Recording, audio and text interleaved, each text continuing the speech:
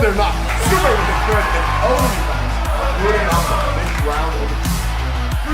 Everyone, if you hate snakes, then this snake will end it here for the double kill win for Kyrie on the back of this fight. Cancel fast forward.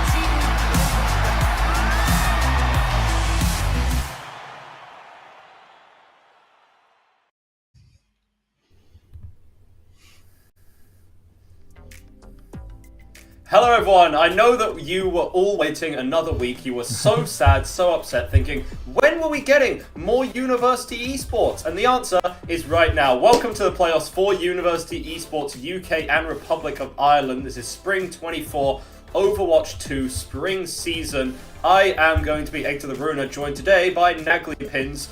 Once again, going to be here on the mic, doing a wonderful job as per usual. How are you feeling about today? How are you feeling about these matchups?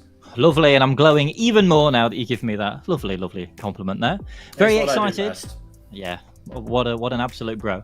Very excited for the it's not my birthday, please. Very excited for the games we've got coming up today. We're starting off with Oxford Omnics versus Live Laugh Love, which is beautiful team name there. And I had a chance to speak to representatives of these two teams as well, and they both seem like we're going to have a fight on our hands as well. Yeah, but obviously before we talk about these teams, we are going to run you through the bracket because there have been a couple of developments. Obviously, a lot of matches that have happened over the past few weekends. As we can see, we do have the top 8 teams right now. So half have been knocked out, another half all looking to clinch their victory here, become your University Esports Spring 2024 champions. Warwick versus Donuts, obviously a game very near and dear to my heart. I will be crying alongside Donuts if they do lose that. Oxford and Loughborough, the game that we are about to watch, and again, we'll talk about these teams quite a lot. These guys have a lot of things to discuss. Lower bracket, we are going to have Southampton versus Durham in what seems like it could also be a really close match, and then Strathers versus Euston. I mean, not entirely sure who we're going to be favouring on this one. These are teams that we have obviously seen before, but the last showing that we did see from Euston was a little bit of a one-sided affair against Warwick, so obviously slightly unfortunate there. That is our bracket right now that you can see. It's going to be up for a few more seconds, and then our wonderful producer Leah is going to bring it back to us. That's exactly what we thought would happen. But yeah, instead, well, that's the whole bracket that we have for today. But let's talk a little bit more about these teams. Oxford versus Loughborough. And I think we should start with this Oxford team because they have a lot of names which are relatively recognisable and a lot of players with kind of a good amount of information on them. Obviously being relatively led, dare we say, by Light Void. Obviously, a little bit of a Reinhardt one trick. Reinhardt not being played a whole lot right now.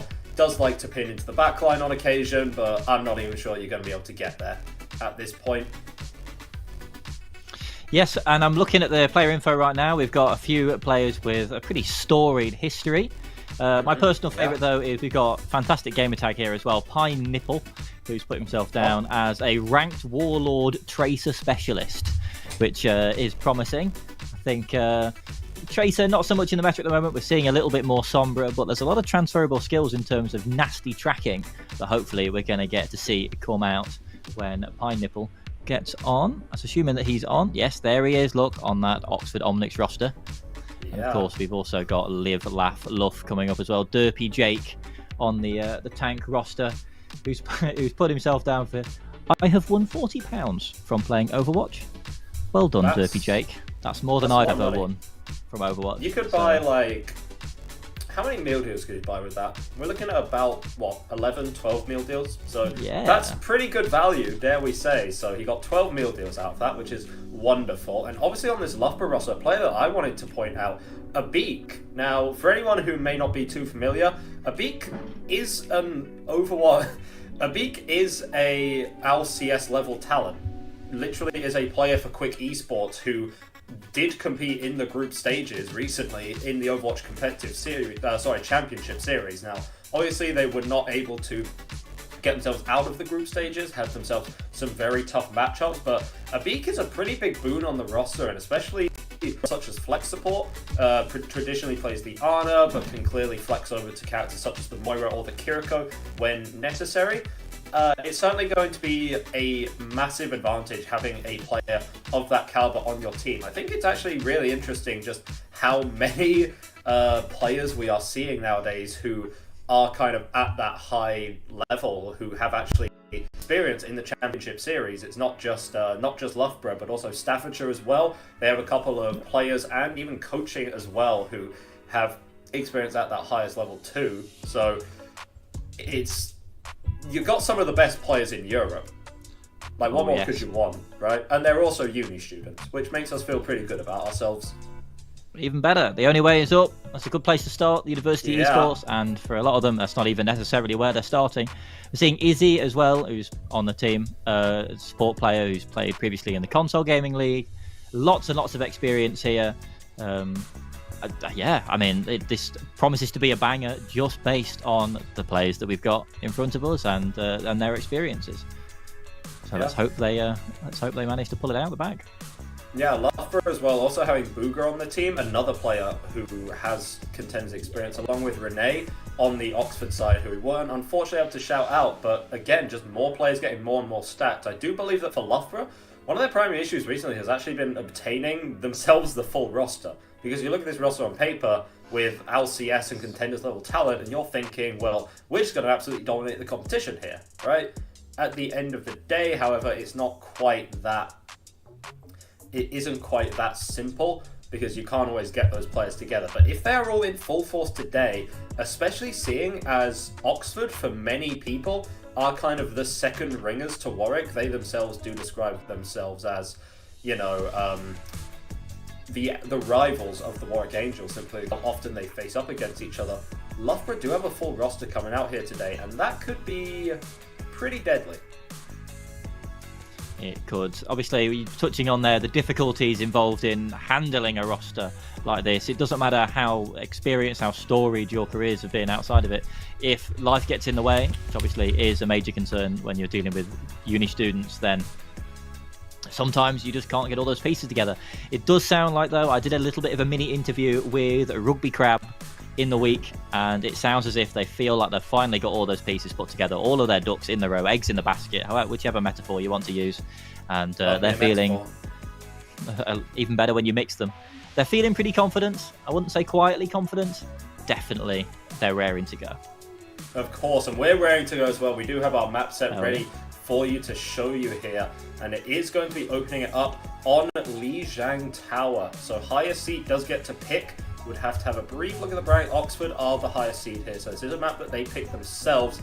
But I'm not entirely sure whether we think that this is going to necessarily adjust the style of what is going to be played, because our favourite character, Dwayne "The Rock" Johnson, is now meta in Overwatch. Because he is. Of course he is. Why wouldn't he be? He's Dwayne "The Rock" Johnson. Yes, Malga, of course, the big burly man with big muscles and a huge hitbox and a lot of problems, is going to be the meta pick. Obviously, did get recently buffed in the recent patch, and in a meta which has kind of been about low sustain, and obviously the tank role requiring you to play a bit more independently and less reliant on your team. Malga's ability to deal absurd close range damage to basically counteract every single tank, along with added survivability with the health inc as well as the cardiac overdrive cooldown, is pretty crucial for you to be able to stay alive, keep yourself up in the fights, and he has really cemented himself as just the best frontline warrior right now. That Doom meta that we were talking about last week, obviously it may still see a little bit of play, but in terms of what is meta, about what these teams will favour, toss that out the window. It's all about Malga and his really, really big pecs. Not quite sure. I wasn't expecting you to finish the sentence like that. Yep, Malga, he's a big man. He's got big guns. He's got two sets of big guns. And he's an absolute warlord. He's a bit of a menace at the moment. Survivability buff coming in from that cardiac overdrive change in the previous patch means that he is who you want to be playing. I'd be shocked if we see any meaningful play of any other characters. It seems like everyone really is just favouring, let's just lock Dwayne "The Rock" Johnson and send it down main and just go absolutely ham. And frankly, I had a friend of mine once describe the character shortly after he came out as Unga Bunga Overwatch. Just no brain, just get in there and spray. Hopefully they use their brain slightly more than my ladder friends do, but still, we like to see this sort of chaotic Overwatch, at least I personally do. Yeah, well, it seems like we are... Yeah, it seems like we're ready to go in as soon as we can, but I think kind of browsing through what a couple of the coaches are saying, kind of what some content creators are talking about, the competition that's being ran right now is sort of the equivalent of, if we recall 6-man back in Overwatch 1, you know, that kind of death ball with the Winston Diva and the Lucio Moira, Echo Reaper, that kind of composition. It's similar.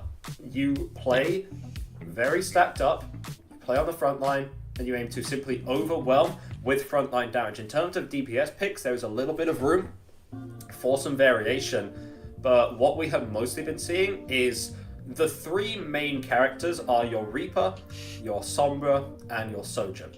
Now, Sombra isn't ridiculously effective in the neutral fight. However, it is a little bit just like playing Stardew Valley, right? You farm that EMP at ludicrous rates, especially when you are faced against a Mauga. It's not like he has the range to really...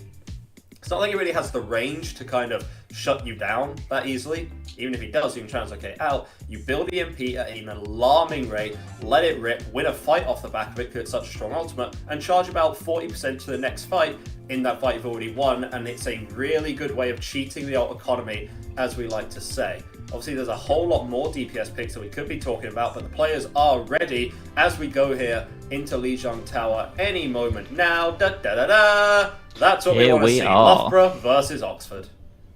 Beautiful. And starting off here in this particular point, I believe I always just called it the command center. I believe that's the official name. It's so hard to keep Control track. Center. Close enough. Control center. That's the one. The one with the servers. It's the indoor one. And it does look like we're going to be rolling out on this pretty standard mirror composition with the Mauga, the Reaper, the Sombra, and then, of course, you need that Lucio and the Moira as well. Not even really bothering with the symmetric strategy necessarily. Oh, no. Here we are. They are going to shave a few seconds off their rollout there. TP. Why not? So here we go. We're getting into the fight now, into the round. And doors are open. Let's get them where we want them. Let's get Mauga into the fray and start absolutely filling the room with bullets. I like the way you think. Going to be mirrors on both sides. Moira going to be used as the main healer here. Boogerfall's really low. Going to have to back up. Cardiac Overdrive popped early and running in there. A little bit of desperation play. Might have realized, yeah, well, I'm going to go down, make the space that I can. As David gets a neat little trade onto Renee in the meantime. But your tank presence is so important, especially on control here. Loughborough do want to stay in this just for a little bit, but we are going to see an Oxford rotation come through. That being said, Loughborough do get back relatively quickly, so they do get a quick contest here. The time right now is decent. And see what I mean? There is already an EMP on the field. We are 8% on the point, and we have just used an EMP. This is a ludicrous meta. And Pineapple's 72% to their own. Like, what the hell? Oh, good God, that is absolutely ludicrous. And yeah, Live Laugh Love managed to steal the point back with only 9% on the board for Oxford Omnics. I don't know what that man is planted on his crops because he farmed that ludicrously quickly. And Pineapple's not far behind. We're going to have it in only a few seconds. And it's 80% now. Is it coming out immediately? Ooh. No, doesn't look like it. Well, we know who pressed Q harder that fight was Loughborough. They did go in there, the Coalescence, the Reaper Ultimate, they let it rip, and they just overwhelmed the front line of Oxford with a lot of damage. Loughborough right now looking pretty damn strong here, but right now, Oxford are coming up on their big ult cycle. They win this fight, the EMP and maybe one other ultimate, and then they're cooking for the rest of the point. Oh yes, it's a very economic focused meta at the moment. I think if you're Loughborough, you probably, I mean, you don't want to lose the fight, but you're willing to if you get that EMP out and then you have yours for the next one. Okay, there goes the Sombra, just deleted by Reaper. We're going to see the EMP coming out from Pineapple in just a moment's time. May not even need it because they're still going down so early. It is going to keep the beat committed here by Izzy. Light Void trying to get him exactly where he wants them. Everyone's locked up in this room, but that's what the EMP is for. Can completely shut down that Mauga ultimate, render him totally useless, null and void on the point as it is Booga there. Again, Pineapple reactively using the EMP in response to that Mauga ult. But no one's with you, and it's just a little bit of a waste because you just die for it. Loughborough's still strong on the point, and now they're getting right back up to their Coalescence. This comp charges ults at an alarming rate. Yeah, it's a series, fight after fight is just becoming an apocalypse. Rene does have the Death Blossom here. Is he going to be able to do anything with it? I hope so, for his sake, for Oxford's sake. But no, What? just black. Just frankly, yeah, is the just only word to use. brutalized there. Yeah, the miniguns of Booga are simply too much for Rene to deal with as he gets broken down to the very last compound as David is the one instead with a victory dance there. Death Blossom already a pretty good ult and got buffed recently as well. More damage, more work that you can put in. And Loughborough with a dominant win on Control Center. That was very, very convincing. They did have a little bit of a misstep in the very first seconds of that round, but once they got control of the fight, once Esther had that EMP, it was pretty much just the Loughborough show. They were living, they were laughing, and they were luffing, and they were not willing to give control back over to Oxford. Dominating show. Let's see if they can manage to repeat that as we go over to Night Market, which is no longer nighttime, confusingly. It's just Market, I guess.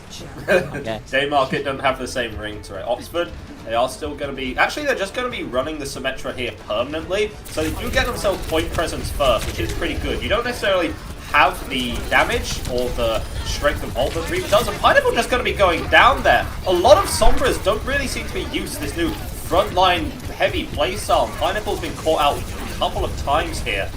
Loughborough, obviously having point presence is all well and good, but you need to do something with it. You need to not get instantly picked off. Booga runs this one down main, and that's exactly what you want to be doing on Malga. Loughborough taking the first cap once again. And look at Aster's ult charge! He's 76% to an EMP! My god.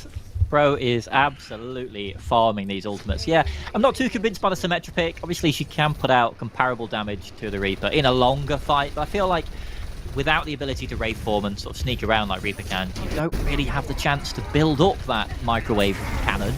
It's the only word to use for it, really, before the Symmetra just dies. Yeah, but that's Acer going down, who was actually just about to charge that key ultimate, and Oxford going to be running this one through here. They get that initial pick, and suddenly it all seems to work out. These comps are playing out a little bit odd. It doesn't seem like these teams have been mastering them. Generally, first picks before the fight even begins is not something these comps thrive at. It's something that's been relatively consistent here, so still a lot of room for error and a lot of room for work for these teams. That's good though, we're seeing them sort of take shape, trying to figure out how exactly they want to approach these fights as the EMP. It comes out from Aster, and there you go. Push Q, receive Bacon, or receive Teamfight, as the case may be. Bacon? What? Okay, no idea where that analogy went, but Acer turned off the lights there and turning off the dreams for the Oxford Omnics right now, shutting them all down. But Oxford going to be coming up on a stack of 5 ultimates to Loughborough's 4. Again, Pineapple can just kind of cheat the ultimate economy here by going early and quick with this EMP. Going to be seeing where that happens as the engagement comes through, and that's not where you want them! Going to be locking them all in this enclosed environment, but Acer doesn't have an EMP to destroy these walls right now. So Oxford have quite a lot of shielding on the point. Is going to be Loughborough instead popping their own, and that's a really, really good sound barrier there for Taranti. Ult still being traded out in the meantime. Meanwhile, dare I say, and Oxford do manage to win that out by the skin of their teeth. They used everything for it, but so did Loughborough. Yeah, Booga there was so low for so long and just wasn't able to make the space required of him as the tank player. I think ultimately Pine Nipple is just not fully prepared for the smoke that they're getting on the Sombra. Sombra is definitely enemy of the state at the moment. You want to kill her as quickly as possible so she doesn't just farm your team for that really powerful EMP. And Pineapple overextending a little bit quite frequently and not being prepared for the entire 5-man roster of the Loughborough team. Oh, the timing is good. Aster locks them all down, Booga knocks them all up, and at the end of the day, they don't know where to be going. It's going to be Loughborough winning this point out. Rest of Oxford going to have to reset this one quickly because they need to retouch this, and they need to do it damn fast right now. Is this the key for Loughborough? Maybe this meta, this composition is exactly what they have been built for, as we're not even sure if anyone Oxford was able to touch this. Might be the sneaky TP. Yep, they do manage to get onto the point, but they do lose the Symmetra there, from a part of Rene. Loughborough is trying to engage. Hacked! Cancelled! The coalescence was cancelled! And now Derby Jake just goes in with his own. Phenomenal heads-up play there from phenomenal heads-up play there from Aster has been showing their chops thus far on the Sombra, pushing this one forward. It's an EMP from Pineapple. Are the kills going to be coming through? Booga dies to thin air. It's trades on the point, but they're still in the favor of Oxford right now. The EMP simply too strong. Booga apparently fell over his own shoelaces. I have no idea what happened. Yeah, I'm not entirely sure what happened there. It had to have been an overrun off the map. Malga can't self-damage himself. It had to have been maybe a cancel onto the overrun? I have no clue. Something like that. Very, very bizarre. And they have snatched victory, or a stay of execution, rather, from the jaws of defeat there. Final fight for both teams now. Esther's but you EMP talk about Death Blossom. you talk about the stay of execution, but that is the coup de grace for Oxford right now as they lock them all down with that Malga ultimate, with the cage fight. David comes through with the Reaper ult too, cleans it all up. 99% on this point. Loughborough reflip this. Going to have to be Taranti. Is able to get the touch through onto here. Keep the overtime wick burn a little longer, but ain't going to be for long. That frog is dead now. Good TP is through from the rest of Oxford to retouch this, but it's all over but the crying as Loughborough taking this first map 2-0. Not quite as dominant as we initially expected, but still pretty damn good. That was very, very dominant indeed. I'm not entirely surprised that the second point, well, not entirely surprised that they took it 2-0. I think the only reason that it got to 99 to 100% was that inexplicable misplay from Booga. I think Booga had managed to stay alive just a little bit longer and not send himself into the abyss, then I think they would have probably managed to clutch it up. But incredible showing from Oxford as well. They really did. They kept their heads. They played the best that they could. They were just a little bit economically disadvantaged, let's put it that way, in terms of the ultimate. When you're coming against the EMP that Aster had there, there's a limit to what you can do ultimately. Yeah, and it is something pretty interesting to consider, just the Malga kind of the presence on the point. Obviously, Malga is considered a pretty selfish character, simply because of the fact that, plays to live and deal absurd frontline damage, and the rest of the team really has to be built around that. But having that cardiac overdrive online, remember, it's not just Malga who gets that healing. It is everyone on the team within that radius of him. So the rest of the team, even through the EMP, potentially could have stayed healthy, but instead Booga decided to go for a swim, which is cool and all, but the issue with Malga's size and his kind of stature is that he's not a very strong swimmer, just kind of sinks. It's very unfortunate for the lad, as it is going to be Oxford to pick the next map. Obviously that control center point, very one-sided. Really didn't seem like they had anything in that, but they got their ult cycles a little bit better on that next point, and I don't even think it's fair to be discussing how these neutral fights play out, because I don't think we've seen a whole lot of it. We've seen some misplay and some misplaced aggression, and the moment that happens, Sombra's built an EMP, and the moment that that's charged, it allows everyone else to get their ultimates. And aside from the very first fight on any given map, we are never really seeing how these neutrals play out. No, the neutral is a myth. It can't hurt you. It's EMP every team fight on one of them. Sometimes we have an EMP on both sides every team fight, which is absolutely wild to witness. But I like it. I thrive in the chaos. There's dynamic Overwatch. That's the adjective we'll use. It's dynamic gameplay. Away with the carefully structured dive targeting and everything and figuring out your win conditions and so on. Just boom, straight in there. Ooh, punch my microphone stand there. I do apologise. Just get straight in there. Get the EMP as quickly as possible, push Q, and collect bacon. I'm going to keep saying that now. No idea exactly what you're yapping about there, but you know what? Whatever works for you, mate. Obviously, very interesting there, just kind of how you see the matchup play out, these mirrors. It is very frontline focused. There isn't a whole lot of finesse, dare we say. Obviously, you can never exactly call a composition low skill or low effort, because if that was the case, then why are some teams still better at it than others, right?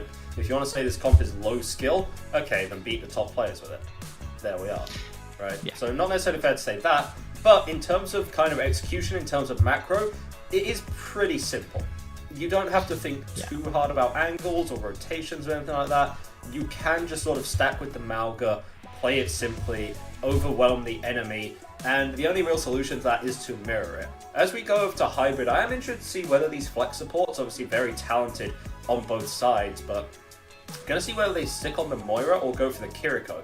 As we do have our next map pick ready from Oxford to actually discuss that a little bit, and I'd like to kind of talk about this Kiriko a little more if you didn't mind, as we go to Blizzard World. Okay, well, what I was going to say is that Control by its nature plays out very fast. You have to take fast fights, and Moira is really good at that because she can toss out an orb and keep a lot of sustain in the fight very, very quickly.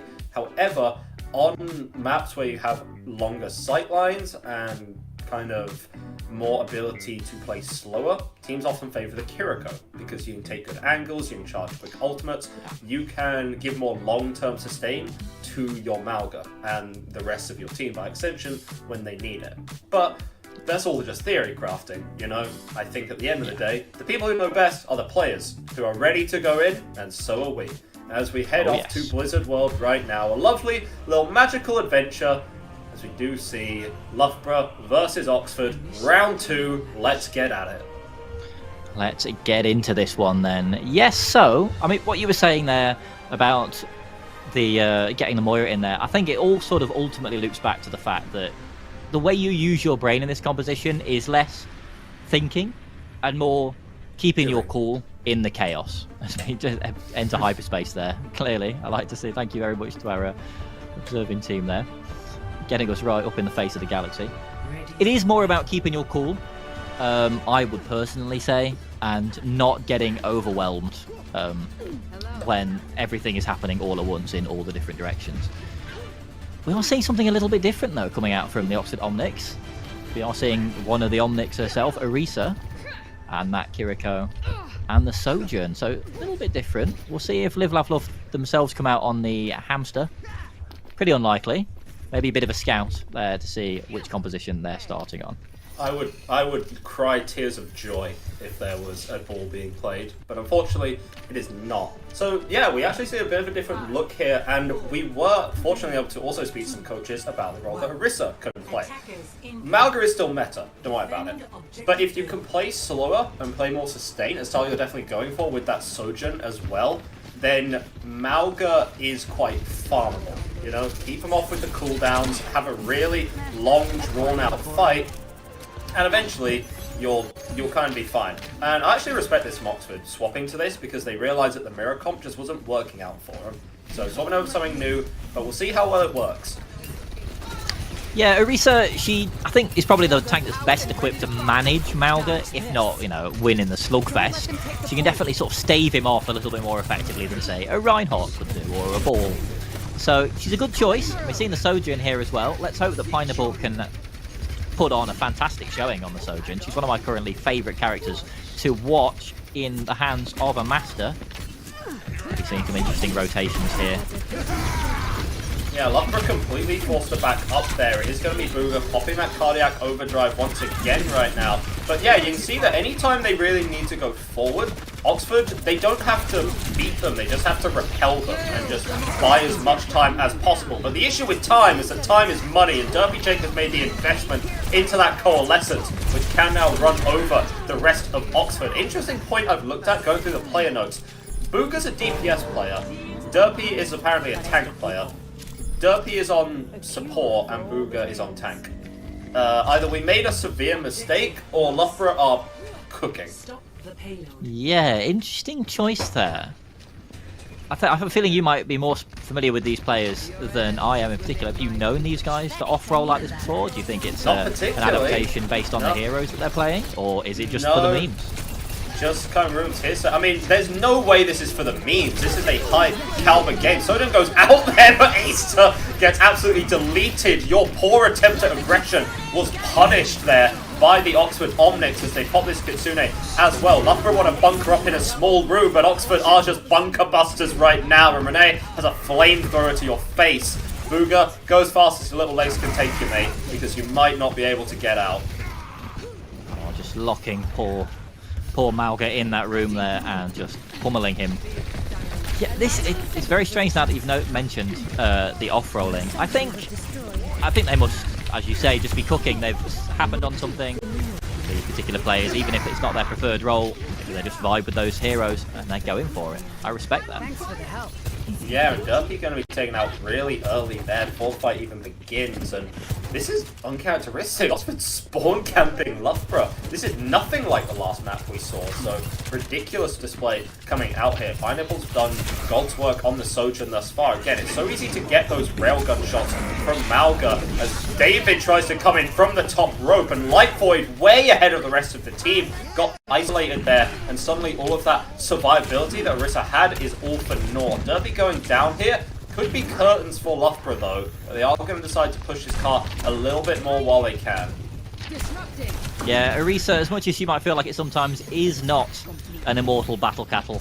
She can be brought down, and when you do have that Malga at point blank range, and the Reaper taking the off angle, pumping that Hellfire shotgun, or pair of Hellfire shotguns, into her, she is eventually going to go down. I just feel like this is immovable force, unstoppable force meets immovable object, pardon me. We've got the cage fight now into the Death Blossom. Not too much out of it though, unfortunately.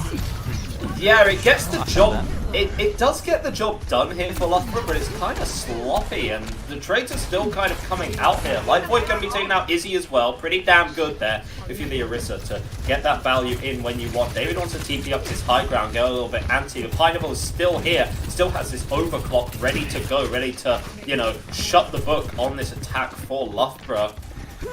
Still just going to be poking and prodding here a little bit. Kitsune Rush is out as well, and that gives the go signal. All of Oxford, they're going to drop now. It's time to end this once and for all. Pump the shots in, pump the damage in. Aster going to be falling, and even a couple of late trades from David not going to be worth a whole lot. Loughborough kind of sloppy with their use of the ultimates there. Yes, not ideal. We see Esther there swapping over onto the Sojourn as well.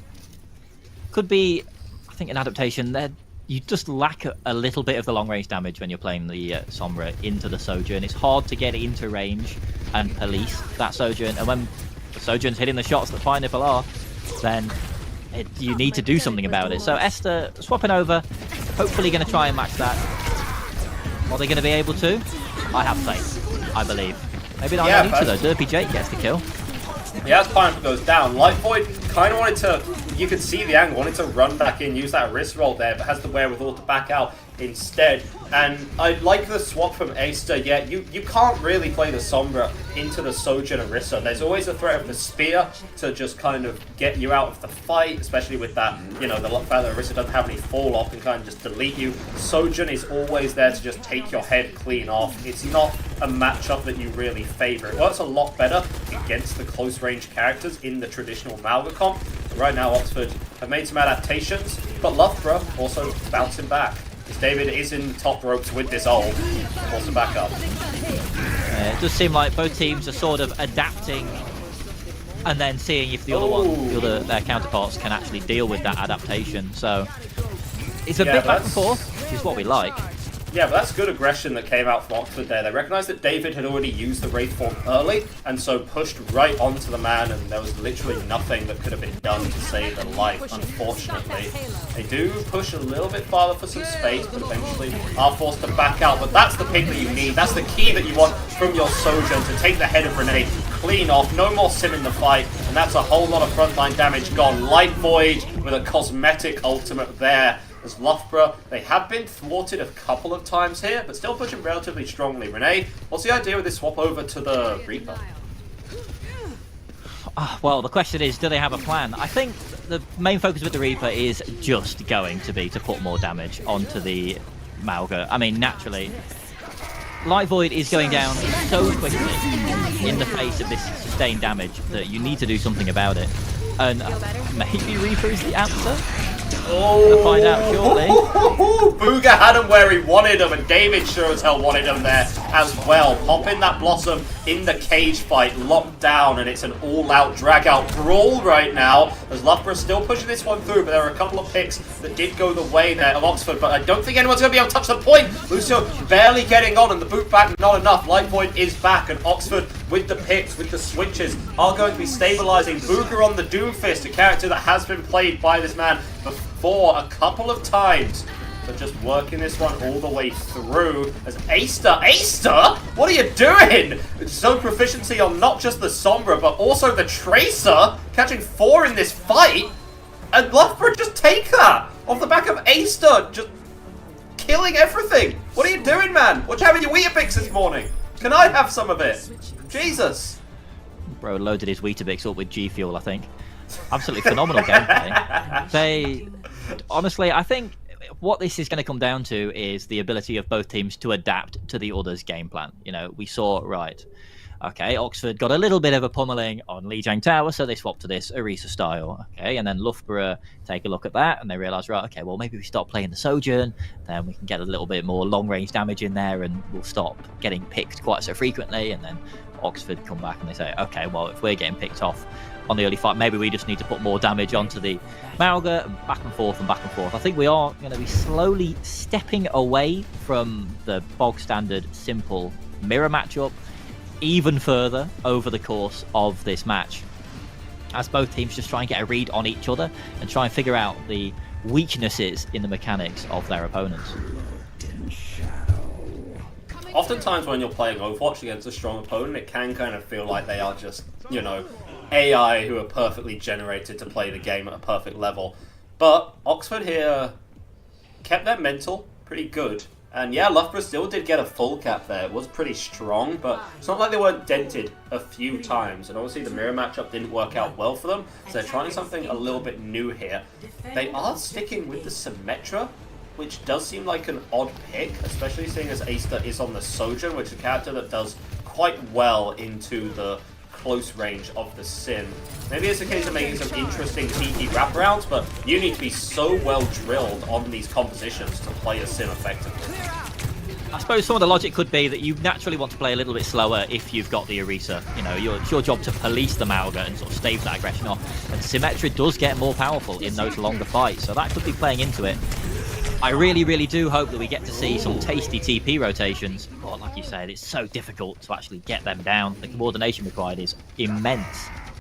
Yeah, and now both teams are going to be stranded up the creek without a paddle here as they lost their Sojourn, but Booga just stomps it right onto the high ground, stepping up to Taranti there, knocking him down into the pit of despair that is playing against the Mauga in this economy, as it is going to be a little bit of an attempt to bully here. Booga not going to be able to live. Great use of the spin there by Lightvoid. Recognized that Booga was out of position, giving him a gentle shove in the right, or very much wrong direction if you're Loughborough.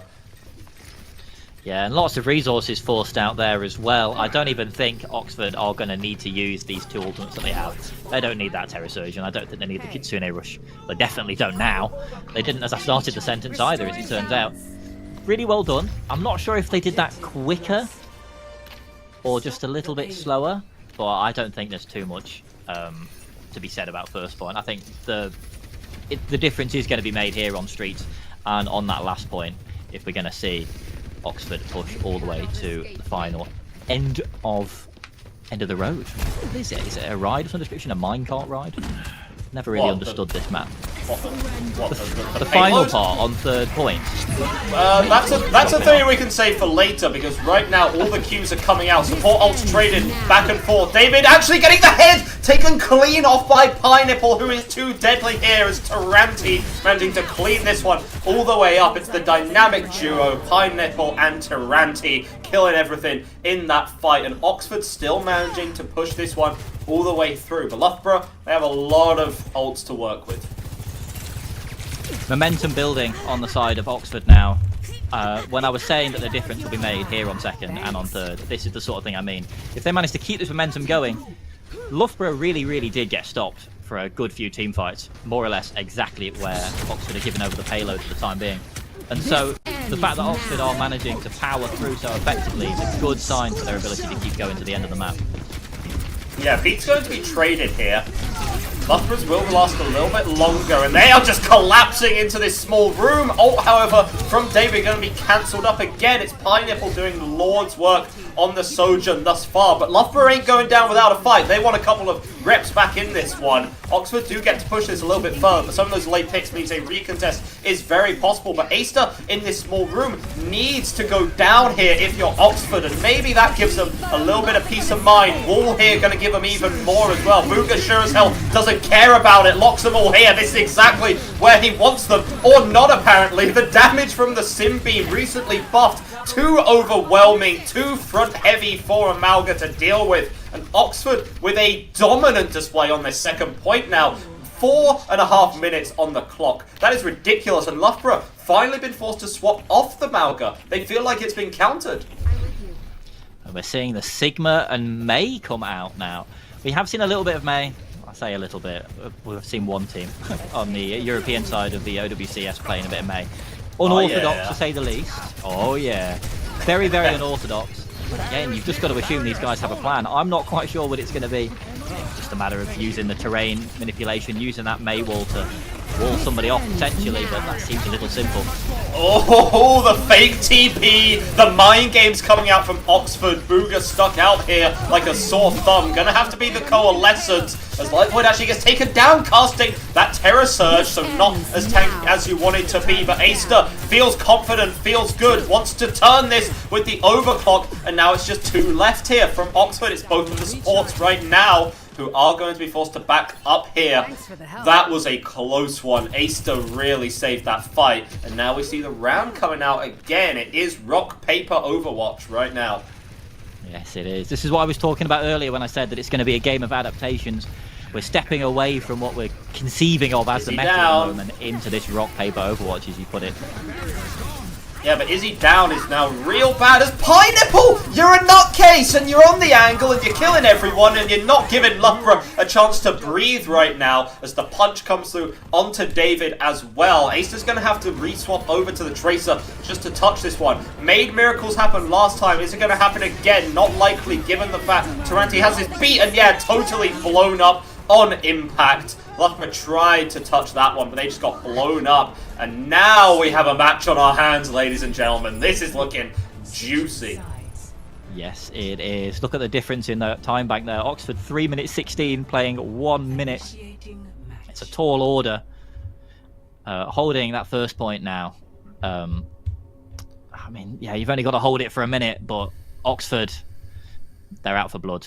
It's such a big difference in the time banks as well. That means that Oxford has got so much more time to build ultimates, play their game, plan their engagements, figure out what exactly they want to do, make any hero swaps that they need to do, compared to a minute where it's really one and done. Yeah, so we're just going to have to see which way the wind blows, but I think Oxford definitely have a big advantage coming into these extra innings. Anyway, the wind blows doesn't really matter to me, and it sure as hell don't matter to Oxford. Wind got blown pretty hard their way in the first map, and yet they're able to come back, turn the tide, so to speak. And it seems like, yeah, they've counter-comped to the Malga pretty well. Obviously, Sojourn is a very good matchup individually. Sometimes just a case of it will take too long for your Sojourn to get the value that you want. Pineapple doesn't have that problem. Pineapple's taking off heads taking off heads like it's a damn carnival over here. Just, you know, playing the shooting range at the gallery. And yeah, bro is working out pretty ducks. Well. Yeah, duck hunt right here. I don't know. Booga kind of, I don't know. There was an analogy that could have been made there, but I sure as hell ain't clever enough to figure it out. Instead, let's talk about the players. Let's talk about what's happening right in front of us. Refocus up a little bit. Oxford trying to get some early poke out there, as they're anticipating this Loughborough wraparound. A couple of TPs coming out now, but it is Loughborough taking this high ground, which has been pretty crucial for a lot of these teams. Yeah, that is really the key terrain, I feel like, for both sides of this first fight. Booga? That back high ground. Ooh, hello. Booga got absolutely TP strat. Yeah, beautiful TP, but looking a hell of a lot uglier when you realise that your Malk has just been blown out of the water, and that's going to be on Pineapple. Jake going a little bit of DPS Moira here at the end, but it just ain't enough, unfortunately. This late touch isn't going to mean a damn thing. We're going to get routed here, more than likely. A couple of swaps over, but Booga doesn't quite have the movement that you want. We did see a ball pick, But instead of tears of joy, I'm crying tears of suffering because Loughborough losing that one out. Oxford poised to even our series up. Yeah, the Loughborough wraparound not really paying dividends there. It was very nice. It was very well executed, but unfortunately, when your Malga does get copied or cut and pasted back to the spawn room, it's not much you can do. It doesn't matter how beautifully well executed the rotation was when you've just lost the fight, unfortunately. Loughborough wraparound, by the way, does sound like a Urban Dictionary entry that needs to be made immediately. No, it's got a beautiful ring to it. If you ask me. Cut the bomb. Let's focus up here, Nagley. We're professionals and we got a match to commentate. All right. So instead, let's talk about Oxford and talk about their adaptations because they've been absolutely sublime. Again, I was not convinced by Renee's Symmetra pick. I feel like you're too immobile, you're just a little too squishy, you take a little too long to get your value in the fight. But you said something earlier which kind of stuck out, that's what Oxford want. They want a fight that goes on for a long time. And the fact they're forcing it, Sim, once you've let her actually beam down people for a couple of seconds, she deals some of the highest DPS in the game. It is absolutely ridiculous. I don't know the exact numbers to mind, but absurd levels, higher than a lot of hit scans could ever dream of. And it seems to be working here. Oxford themselves very simple win condition. They just need to execute. Yeah, the slow fight is the ideal fight for Oxford, and luckily they do have the time. They've got 3 minutes, and they only need 33% on this first point, so I don't think they're worried in the slightest, really. Booga tries to get rid of this TP engagement, but doesn't quite manage it. Now it's a really weird position, because Pineapple's isolated, going to be burning down, but in the meantime, Acer got caught. Booga has to run with his little legs back to the point as fast as he can, but it's fast enough right now. Loughborough still able to maintain this, and the TP there was pretty telegraphed. It was quite simple for Booga to disrupt that. Pineapple wasn't able to come through, and taking that out, you don't have a good chunk of your damage in the fight. Yeah, it's very unfortunate that Sojin gets isolated. You do want to play as a bit of a death ball. Not quite as tight together as some previous brawly death ball comps that we've seen in the past, but you definitely don't want to get isolated like that, and you certainly don't want to be man-fighting a Malga. Let's see if they're able to get something slightly less telegraphed and slightly more productive this time around. Make the approach. Yeah, safety TP there from Renee can just back everyone up instead. But now you're in Loughborough time, and they're getting closer and closer to this coalescence here, which can really stall out the fight in their favour right now. As Finn does get really close to the Kitsune rush as well. Likely it's going to be popped sooner rather than later. And that's the TP, the wraparound onto David. It's pretty good as the Kitsune comes from the high ground, and now you have a really good angle to overlook the point beat from Izzy, as well as Derpy Jake's ultimate as well. Light Void, though, doesn't care about your Qs, getting us one of their own to catch David there. And now it's a little bit of desperation as Aster pops the wall here. Renee's just going to be getting a little bit of charge off that and trying to peek in and out of the point. Play peekaboo in the meanwhile as well. Walls everywhere, just things happening on the point. Light Void's on the Doomfist. It's like we're back to a week ago now, but Booga is so low, and eventually the damage was overwhelming. It was far too much of a burden to bear for Loughborough, as it wasn't clean, it wasn't easy, but Oxford do manage to take this one, tie our series up. I see this one going all the way, Nagley.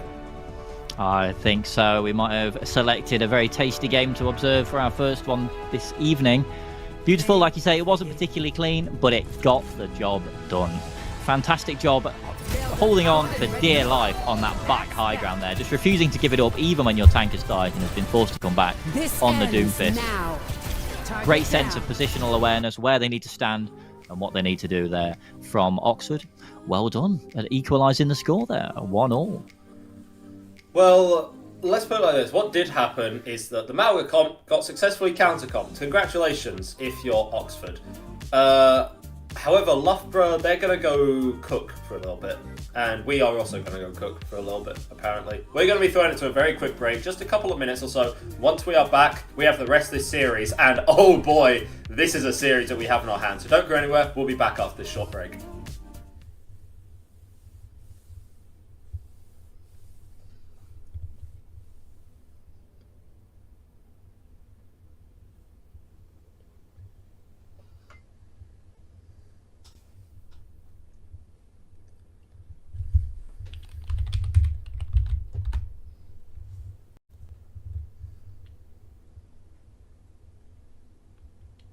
Clear?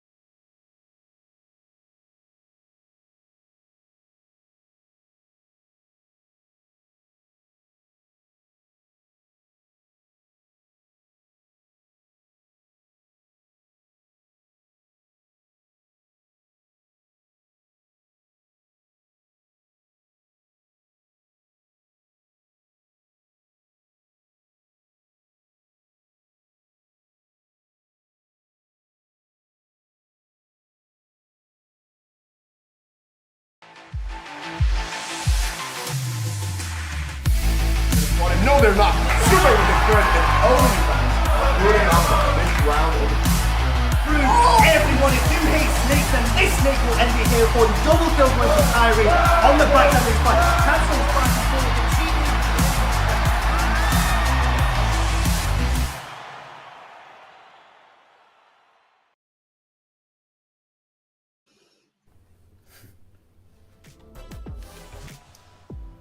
We rush the countdown, but we don't rush quality at the end of the day, ladies and gentlemen. Welcome back to University Esports for UK and Republic of Ireland. Overwatch 2 Spring Season Tournament. And right now, it's Loughborough and Oxford. They're putting on a damn good show for us, Nagley. Yes, they are. When I spoke to the representatives of these two teams earlier in the week, they both said, when I asked how they felt about this matchup, they both said that they have a lot of respect. They've played each other a lot. They go back and forth. And that they were confident it was going to be a bit of a banger, and so far so good. We're seeing a lot of interesting adaptations come out from both teams. We started off on that pretty bog standard Malga meta, and then towards the end there we ended up with, what was it, Ramatra playing into the Sigma somehow. I think hopefully we're going to see every single tank played at some point. Even Wrecking Ball got a little bit of stall panic gameplay there. It's so you know, we've got something going. They're paying less attention to the meta, I think, and more attention to how they can adapt. The thing that we are seeing a lot of, though, is this Sojourn and this Symmetra, particularly on Blizzard World. They both do so much. They're both so effective. Symmetra obviously did get a bit of a buff and now pumps out ludicrous damage when she gets the ability to ramp up that microwave cannon. I don't know. There's probably a technical name for that, the official name, but we're going to go with the microwave cannon. I don't know what sort of wattage that thing puts out, but it is massive. Probably enough to burn some toast. I'd imagine at least that much. I would imagine that thing could go through like a Sainsbury's ready meal in about half a second. Just I wouldn't say cooked to perfection, but really, really crispy, and it will go through an Orisa in about as much time as well, it feels like. So we're seeing a lot of her, and it enables so many tasty rotations and stuff as well. It's good gameplay we're witnessing, and I'm fully in for it. I respect about it. I think Nagli's going to need some dinner soon, as we actually do get to see our next map. Obviously, Oxford did lose that last map, so it was Loughborough's pick. Going over to New Junk City, and this makes a lot of sense for them. It's clear that they're well versed on the Malga, and they know that if they could force those close range, fast encounter, it's kind of necessary to touch the point as soon as possible and keep it contested, that they favour the Malga in that situation.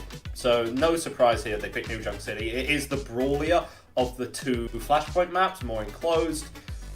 I'm not a gambling man. Ask my ex-wife. I sold the ring and the house because of gambling, unfortunately. However, if I was still gambling, I'd probably give this map to Loughborough. I feel like it fits their composition a lot better. However, Oxford, feel free to prove me wrong here. As players are ready, so we are ready to head into New Junk City, third map of the series, and oh yeah, the guitar is still playing. Roll that guitar. Well, okay, that's a bit sad, but there you go. Man. Yeah, I think New Junk City being a map where you do see a little bit more of the chaotic, brawly style of gameplay. Going over here for Loughborough makes a lot of sense when you consider that they did manage to get an awful lot of work done on Lijiang Tower playing this Malga, whereas Blizzard World, which sort of developed into, I won't necessarily say divey, but it was definitely not brawly. It moved away from that style. Didn't go their way. So I understand exactly why they've brought us to a New Junk City, and frankly, it's a beautiful map, so why not? Hell yeah, we love some aesthetic maps right now. Oxford realise that the Malga ain't going to work out for them, so they are kind of being forced to play this Orisa style anyway. But when they aren't able to take angles, like you often can't in New Junk City, and they do have to stack main, Loughborough can work very well. Going to see whether Aster gets the value from the Sombra though, because last time that got shut down pretty heavily, and it did impact Loughborough's game plan a fair bit. Really did throw him off. As that, you can't be translocating like that, man. Going in super aggro there, and Light Void has the spear to punish that nice and easy. Really weird play again. You're not invincible on the Sombra. Oxford going to be taking advantage of that beautifully, winning this point out. Yeah, I'm not entirely sure what Aster thought was going to happen there. Sombra is sort of public enemy number one at the moment, because you just want to stop her from building that EMP, and so if you just playing Soldier or Sombra 76 is one thing if you're frontlining, but if you just TP directly into the front line, face first into an Orisa, you're gonna get hurt. And oh my goodness, oh my word, Pineapple's too strong. Pineapple's too strong. You need to shut him down, because right now it sure as hell ain't working. Remember we were talking about how Sombra's charge EMP ludicrously? Well, yeah, at the swap there, Orisa was on 37% as we reach about 60 on the point. Also going to be seeing a Zarya from Bugha. Okay. Yeah, so full compositional swap. So never mind what I said about the Malga has been successfully counter-comped. Don't even worry about it. But yeah, interesting play here from Loughborough. The compositional Rubik's Cube has been solved. We're making another slightly mad adaptation with the Mei and the Zarya. Zarya, of course, is favoured very often as a counter to Orisa. Getting reasonably high charge instantly already with the Coalescence coming out as well from Derpy Jake, but even though they get the point, I don't think they're going to hold on to it very long. And the issue there is that your compositional swaps, they give you a new strategy, they give you a new lease on life, so to speak, but you also have an ult advantage. And now the enemy has it. You've just given it away for them. So it's a long-term investment for Loughborough. That first fight there, really just trying to force it with the Coalescence. Oxford could press as many Qs as they really wanted to. They still have a couple to work with as well before Loughborough really get up on anything. Got to give the advantage over to them for the next fight or so. Yeah, it does take a long time to build those ultimates up. You can't just swap and then instantly win a fight most of the time. If you've lost that first point, oh my goodness, May diff. Put it in chat. Rene just throwing icicles out and taking care of Esther. I think it is in the longer range poke stage that the fights are getting decided at the moment. Loughborough just don't really have an answer. If they can't get on top of you and just crush you, then they don't really seem to have much of an answer to getting poked down at a distance. Running down main works, but it can only really last you for so long here. David going to be playing a little canny here. Takes an angle. Is he actually going to be using that beat? Seems more aggro than it did defensive, but you can't do that when the enemy team has a beat of their own because they just suddenly have the HP advantage. And Booga right now with an HP advantage of about 0 caught out a nice and early there. Oxford holding nice and strong, and they have not been bothered at all by this new Loughborough outlook on life. Yeah, I'm not really particularly convinced by the Zarya pick here. I think it takes so long to build that damage up, and of course Booga's dying more or less every fight, and so isn't holding on to any of that charge. As soon as 1 or 2 bubbles, as soon as they're both out, then Oxford just push straight in, crush the Zarya, and then it's game over. They are managing the aggression perfectly. Nice wall there, isolating Light Void. Yeah, not going down quite yet. Yeah, it's going to be the Blizzard as well. Does eventually work to get that frontline trade. Pineapple is too strong on the Sojourn, doing a phenomenal job. Tries to shut it down with that grab, but the Suzu is perfectly timed here. Oxford, however, are being forced to scatter right now, and suddenly there's a little bit of chaos, some disorder amongst their ranks, and that is where Zarya can thrive, build up some energy, get tanky right now on the point. Beautiful bubble there, actually. Not only gets a whole lot of charge there, does delay the death onto Derpy a little bit. Has to kind of make a play now, unless it's David coming in from the off angle. And oh, that was a little bit of a beat from Light Void there, not getting onto the high ground as you wanted there. And Booga punishes your mistake pretty harshly. Loughborough going to be holding this one just for at least a little bit longer. And it looks like Light Void is going to be staying on the Doomfist as well, so they really are playing a tank roulette at the moment, it feels like. So difficult to get a handle on exactly how these fights are going to go when we're not even sure what composition they're going to be playing in a moment's time. Doomfist was great last week, got shut down a little bit by Mauga, but obviously Mauga's not on the field at the moment. Oh, Grav came out, but died in the process. The follow-up, however, is there. Once again, is Derpy J going full DPS mode, full Goblin mode on the Moira, as we like to see. Trades are now even on this point. Booga's made the swap to get back, but is it going to be enough as Light Void whiffs the punch there? Remember to touch the point. We've had this conversation before several times, but no, it is going to be Loughborough working this one all the way through. Late touches ain't going to be worth jack here if you're Oxford. And Loughborough winning this point out, and again, so evenly matched between these teams. These teams did play each other in the 3rd week. It was a 2-1 victory for Oxford, so still so close between these teams. It's like Void back on the Orisa. Yeah, I think Orisa does often feel like the natural enemy to the Doomfist, in lore as well as in gameplay. So it makes a lot of sense that they swap back over to that now that Booga is playing the Doomfist. We've got Rene's Blizzard coming up now. Not really any great targets with that Blizzard. I'm not sure who they're going to try and lock down, really. If they're lucky, they could place it tastily and get David, but... Yeah, and it is going to be the backup here from the rest of this roster right now, as Light Void is able to shut down Booga. Obviously, Orisa, canonically and sometimes in-game also, a counter to Doomfist was actually invented to shut him down. There's your little bit of trivia for the day right now. But right now, Oxford don't care about playing games. They just want to win this match out, and it seems like they're doing that for the time being. It's going to be David here trying to get some work in from the side. Has the shots, clicking on heads as you do, but are you clicking hard enough? Unfortunately not getting what you want to find. There it is going to be Rene with a straight icicle right through the eye socket of David. Force them all the way back. Oxford still holding nice and strong on this point. Very nicely done. This adaptation, absolutely paying dividends. Light Void on the Orisa is a bit of a menace. We saw that previously when they were playing it. And once again, we see Booga counter-picking back over to the Zarya. So I give it a few fights before we see Light Void swap over to the Doomfist. And the cycle of life repeats itself once again. Esther has stayed on the Tracer, though. We obviously saw a lot of playtime last week and sort of got supplanted by Sombra. Maybe we can get a little bit work come out here. Pineapple as well, self-described ranked Warlord Tracer Specialist. Let's see if There it is. Oh, yes, but unfortunately, yeah, the timings were there from Finn. So all the cooldowns out, but a couple of resources have been forced now. That's the B! That's the Ajax! No! The Ajax. Reset the counter! It's happened! Gonna be an Ajax there from Izzy. Gonna be kicking herself at that one. And it is going to be Oxford 2-1 up, looking to take pole position in this series.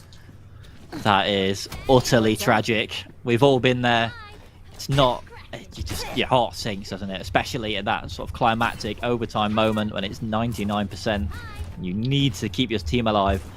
You just pop it a little bit too late. Tragic mistake there from Izzy. I wish they had that back. Tyranti on the other side though, the sound barrier coming out there, and we're also playing into the pulse bomb and the blizzard, and we're not far from Kitsune Rush either on the side of Finn. Let's see how many ults Live Laugh Love managed to force out of Oxford in this next fight. Yeah, there's the attempted aggression from Loughborough, counteracted by the Blizzard, and Booga gonna be frozen rock solid there. Pineapple gets the clean up. Not just competent on the Sojourn apparently, but also a little bit of an ace on the Tracer too. That's what you want to be seeing right now. Tracer not as much of a must pick as we've seen in prior weeks, but still pretty damn good. Yeah, she's a fantastic character, and she just does so much damage, and she can be so omnipresent that she's always a pretty decent pick, even if she's not necessarily, at the moment, the must pick. So, and Pineapple, clearly doing work. We've got that pulse bomb still that they held on to in that previous fight. David pops the overclock, jumps over the wall. Yeah, has it over Pineapple here. Has been mostly evened out here as Finn wants to pop Kitsune on the point. Loughborough actually just going to be missing it now, but it seems like this plays right into Oxford's game. They're fine to let the point go over just for a minute because they know the stakes right now as Bugo going to be forced to toss the grab in dangerous territory. And they are going to be trying to lock down the Mei or the Lucio or just anyone at all, but it's not going to be working. Oxford are too strong. They're too stable. They're too tanky. Every single thing you have thrown at them, they have just thrown right back. And now Loughborough have to retouch this.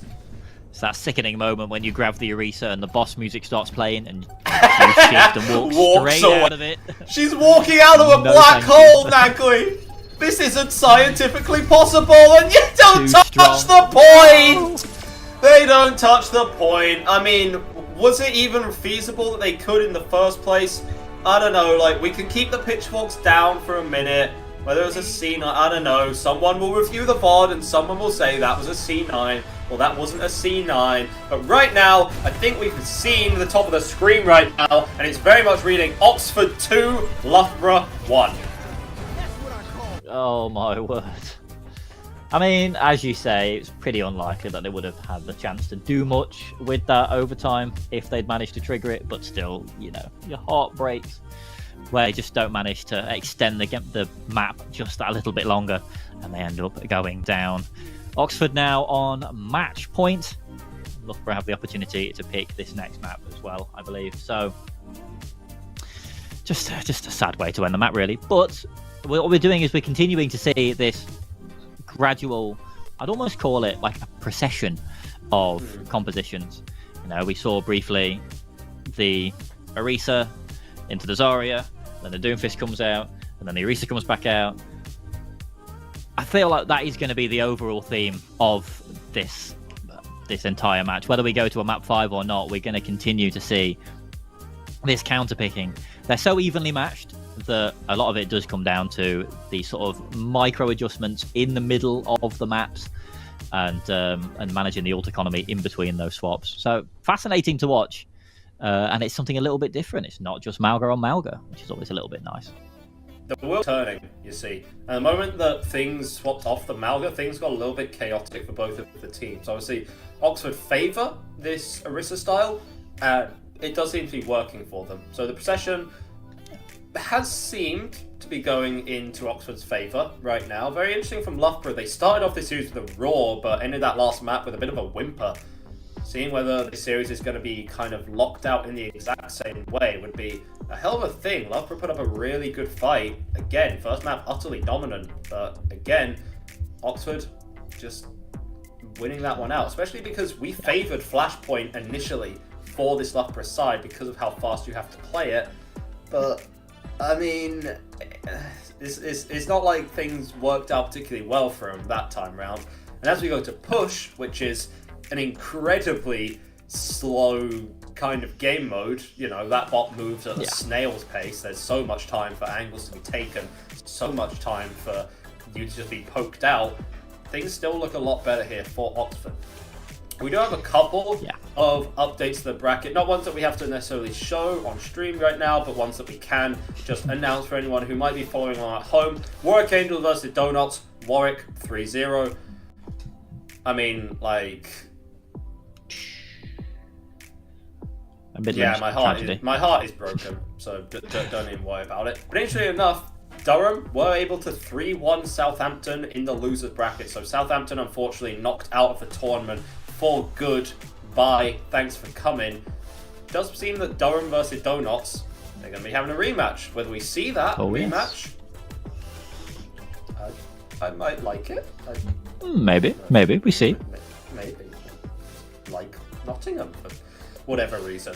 But that's yapping about something else. Instead, how about we yap about the here and now? So what we get is what we do, right? As we do get our next map that Loughborough have selected, it's going to be a surprise for us, going to be a surprise for everyone, and it is Colosseo, which is the brawlier map. Esperanza can... New Queen Street isn't played, which is interesting. So it's not like we can reasonably make a fair assessment of what would happen on there.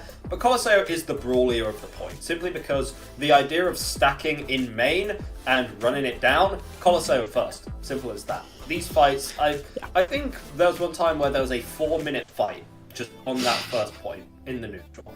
Plenty of time for, you know, maybe Sombra to charge up an EMP. That's going to be if Oxford's DPS, and that's going to be if, you know, Loughborough's DPS are not already traumatized by having to play into Pineapple's Sojourn as that Sombra. We'll see whether that happens. Players are good to go, we're good to go, and we're going to be seeing... We get in the map 5, the ever-elusive 5-map series that we all love and want to see, or are Oxford just going to win this one out, bully it through? As Derby Jake seems to actually have moved over here. Aster... Not sure whether this is just a lobby thing, but it might seem like Aster's gone over to the support role, and Derby Jake is on DPS once again. And okay. Yep, that is exactly what we're seeing. Wonderful! Chaos for all. Yay. Absolutely, yeah. So we're struggling to settle on a consistent composition. They're swapping their players around, their lineup. I mean, who knows? This is the exact sort of chaos that I like to see. But it looks like both teams are going to start off on the Mauga once again, which of course on Lijiang did go the way of Live, Laugh, Luff. So it'll be interesting to see if they manage to make that happen again. Yes, the Kiri instead of the Moira does make a lot of difference. And of course we've got the May Sojourn. So big rotation from Oxford. Ooh, David caught out there, but the defensive maneuvers were good. So now map has been totally flipped on its head. Almost the pick onto David here. Both teams is going to be relatively resetting. No one really getting a huge advantage out of that trade here, but it is going to be Light Void walled off, going down once again. Bit of a disaster for Oxford here. This first point, which can often be held for so long, does end up going that way. And yeah, it is going to be the Orisa pulled out once again. Intriguing that they didn't actually open on the Orisa. They tried to go for the Mauga again, but seeming like it didn't work out for them. Yeah, it is an interesting decision. Obviously, when the Mauga, when they played it, didn't go very well, and the Orisa has. I don't know why you start on the Mauga, but it doesn't cost them too much really. It's only 23 meters. The bot does move pretty slowly, so you don't really lose too much. I mean, Loughborough has a bit of an ultimate advantage, but I think over the course of this 10 minutes... You could argue that Oxford lost some of their dignity by playing Mauga for that amount of time, but that's just semantics, right? As the opening pick onto Izzy is once again good for Pineapple, has been doing absolute freakish criminal things on the Sojourn thus far. Unfortunately, Loughborough won out that first fight. They won out the ult advantage. They were able to get that all the way to the bank, as David going to be making their own mark on the Sojourn right now, landing the shots that you really want to be landing if you're on this character. Yeah, Sojourn, it's so tasty when Sojourn is in the hands of somebody who does just click on heads. It's beautiful. I've just clocked perhaps the reason we're seeing Jake over on the DPS now rather than previously playing support has to do with them deciding to play the Mei and the Kiriko now. That could have something to do with it if Jake is more comfortable on that Mei. Well, we've been talking about Aster. We talk about Aster on the Kiriko, but we also talk about Finn on the Kiriko. Has been on this angle, and no one has been able to clear Finn. Has been pumping in damage and heals from this angle, forcing Loughborough to look absolutely everywhere all at the same time. See Booga trying to go in, getting pumped all the way down, and yes, it is going to be Light Void ulting again and getting all of that damage in exactly when you want it. Bit of an advantage right now, at least meterage-wise, for Loughborough, but Oxford looking a lot stronger after these swaps. Yeah, by swaps, I mean swaps singular to the Orisa. Yeah, that's really the key issue, I think, for Live Laugh Love is that, as we were saying over on Blizzard World, the Orisa is so effective at policing Mauga, stave him off, and buy time for that Symmetra to charge that microwave gun, get that wattage up there, so that you can absolutely roast their counterparts. Yeah, it is David once again. That's going to be Taranti fell. Suddenly, seems like DPS for Loughborough coming alive just a little bit. Some inspirational play even. And what initially seemed like a good swap over for Oxford has adjusted itself. So, strong play right now. Coming out for Loughborough. Still looking for those ever-elusive forward spawns, but Oxford aren't going to let him have it so easily. No, to be fair, Oxford did make up some respectable distance there. They're about halfway now. 20 meters plays 44 rather than 0. We get back into this now. Peek from Izzy on Kitsune Rush. Yeah, it's going to be Pineapple. Did actually pop that Sojourn ultimate, but got shut down by Aster at the end of the day as the trades still come back and forth on this point. David on the front line just going to be trying to blast Light Void for everything that is worth. Seems to be working. Booga, is that where you want them, sir? It seems like it is because you're still alive and all of Oxford are still dead. There we go. Beautiful cage fight placement there. And of course, now that they seem to have given up on playing Sombra, you can use it pretty much with impunity. We're seeing, I think, the big difference now that Loughborough have made is this Mei and this Sojourn in with the Mauga. They're able to sort of survive through, and apply a little bit more long-range damage in the poke stage of the fight, and just not melt instantly in the way that they were initially. Jake went for the flanking Blizzard, but it was well scouted there by the rest of Oxford, and Finn takes advantage of the time and the opportunity to rock David's head clean off of the body there with a beautiful little kunai shot in. Derby is here to just commit that ultimate anyway. Does go down for it. Going to be able to freeze anyone? No. Everyone able to get to safety just a little bit right now, and it is Oxford trade simply just going their way. They're always a little better, a little more, and that is blatant disrespect there. Taranti yoinking the kill over, but let's be real, that was on Light Void. Yeah, that was helps you build the beat though. Yeah, exactly. Very nice. The pooping tanks get you so much damage, so much ult charge. It's absolutely monstrous. As Oxford now making their push, Live Laugh Love did manage to get that forward spawn, but it has been disabled now. Real solid breakpoint in the overall economy of the map.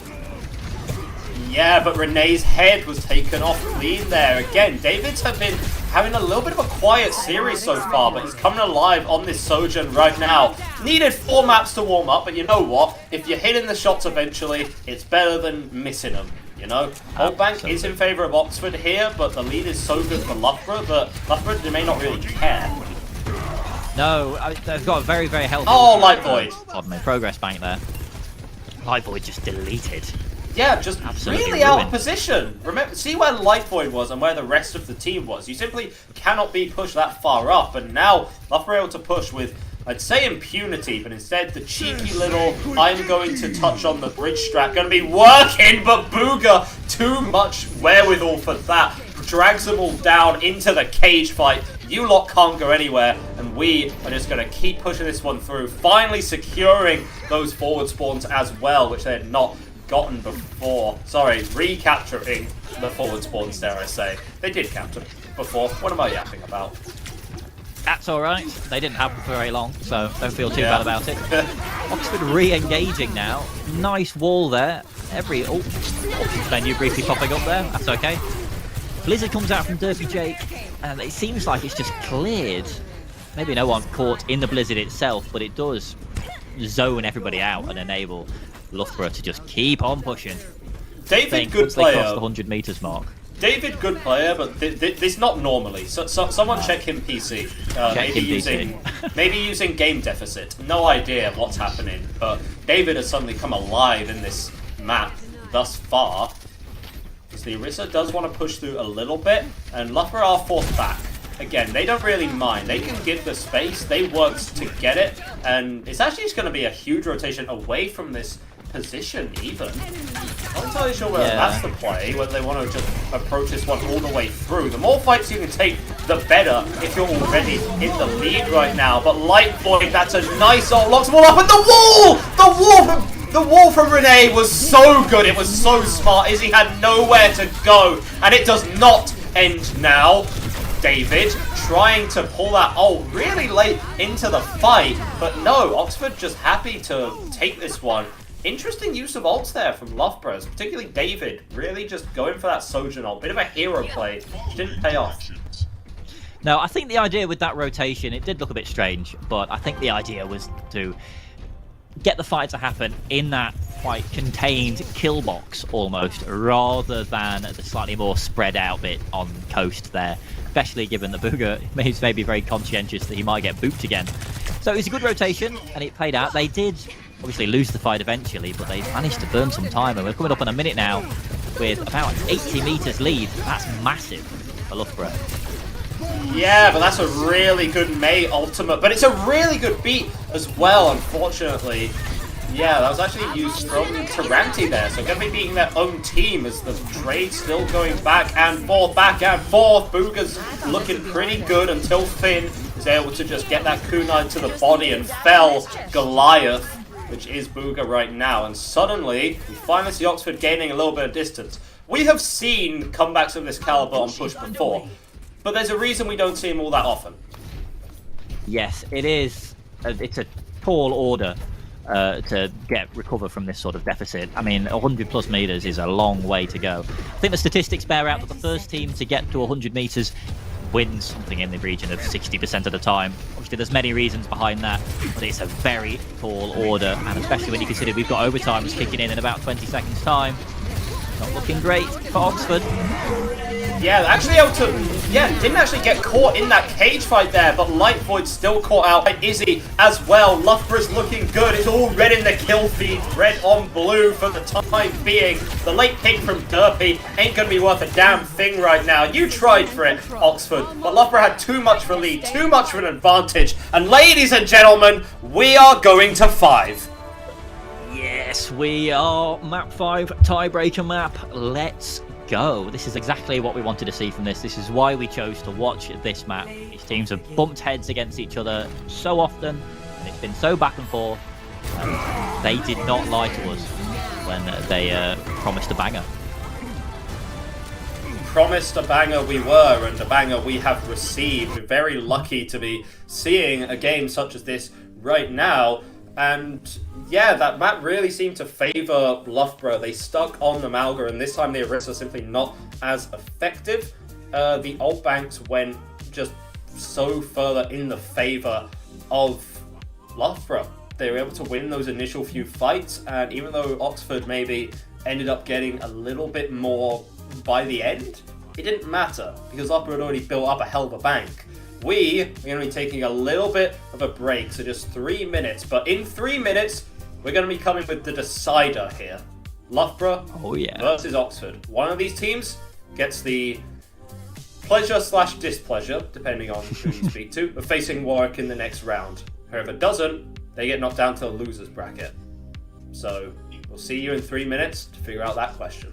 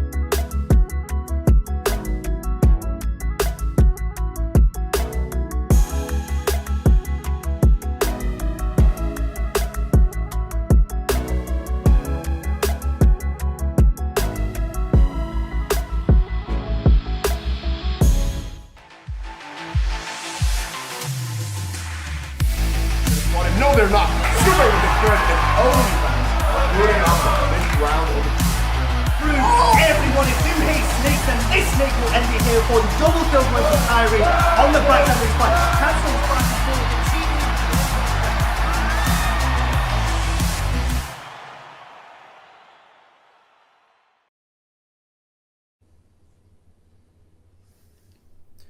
And suddenly it was a big fight feel in the air, because for one of these teams, they get closer to the dream of being the University Esports 2024 Spring Champions. And for one of them, well, they're going to have to go down to losers bracket and get a hell of a lot more work done if they want to win this out. I am Ed to the Ruiner, joined by Nagli, and it's too close to call at this point. It really is just dependent on what gets run and how strong or how weak it is on our map, which, if you would like to discuss, please. We're going to Shambali. That's going to be our tiebreaker map now. Shambali Monastery, as I like to call it, Shambolic Monastery. Interesting choice. We don't tend to see much push anyway, to be honest, as is the map 5. I think there's a lot of 3-0s and 3-1s and so on. But it's an interesting one, and there's so much high ground in play, I feel like, especially on that first point less so, right at the end of first point in particular, and as you get into second, that I think this could go either way. Malga, conceptually, I can see that working out really, really well for Loughborough. I can also envisage Oxford doing a fantastic job with their sort of Orisa Symmetra comp as well. We'll just have to see. So many of this has come down to small margins, ults being used or misused, and which composition comes out quicker. It's impossible to call. We're just going to have to get into game and see what happens. I think it's always a fool's errand to try and predict the absolute chaos. Here's my issue, right? When Pineapple is allowed to do whatever... When Pineapple's allowed to do whatever he wants on the Sojourn, things are disastrous for Loughborough. There's simply no answer for it, right? However, as the players are actually ready, and we do go into this map, carry on with the point that was being made, David really picked it up on that. David really picked it up on that last map, right? And all of a sudden, things are a little bit better for you, because now that Pineapple is not taking over the lobby and is being shut down, you can still win out the tank war with your Malga right now. I truly think that if Hood want to... the things are flipped just for a moment, but if Loughborough want to win this out, Pineapple cannot be allowed to play the game. That being said, Pineapple seems to be playing the Sombra and not the Sojourn, which is unique for sure, but whatever floats your boat. Yeah, this is one of those things where it could go either way. Obviously, what we've been expecting to see so far this week has been Sombra played alongside the Malga, but not so much in this series. It's kind of been supplanted by Symmetra and Sojourn and so on and so forth. So it could go either way. Pineapple was absolutely clapping on the Sojourn, and but they played the Tracer a little bit as well, doing a fantastic job there on Blizzard World. So if we get similar amounts of work done on Sombra, then okay, as we get into this now, Yeah, we're attacking first. Yeah, Loughborough here. Run. Yeah, the teams are swapped, unfortunately. Loughborough are on the defensive first. Sorry about that. That'll be fixed at some point. Don't even worry about it. In the meantime, Booga here is getting bullied out quite a lot. That's the power of the Suzu. That's kind of the value that you want from your... That's the value that you want from your Kiriko. And actually buys the time for Renee to get the pick as well. They've been able to trade that one out. You do have a range advantage over the Reaper significantly. But good opening picks from Oxford, who we are now, we're on the right teams, don't even worry about it. Good opening picks from Oxford have been pretty damn good to break this one open. Yeah, very nice. The aggression coming out immediately. So far in the match, they have favoured the slightly slower style, but they had no problems, no qualms at all about coming out and smashing their faces into Loughborough on that first fight there. As we come up towards the end, we've got this corner and then the next one on first point. I think David's nearly got that overclock. Been doing a lot of work with it. Pineapple has this EMP. It's been built all the way up. This is exactly what we were talking about. When you can do it, and you can let it loose. Very well timed. Suzu, though, barely think anyone actually ended up getting hacked out by that. Booga did fall, however. Izzy decides, yes, this is turnable with the sound barrier. But Oxford just wait this out, and now they have the advantage with that HP, with that ultimate, bringing this one all the way forward right now. And it seems like things have changed a little bit. This is now Oxford putting in absolute work on the Mauga comp. And even Pineapple going down late, or even Taranti just falling over on their own shoelaces, ain't going to be doing anything. Slightly comical ragdoll there. Yeah, that was. I'm imagining like a Wilhelm scream being played over that death. You know. That was a Wilhelm ragdoll if ever I've seen one.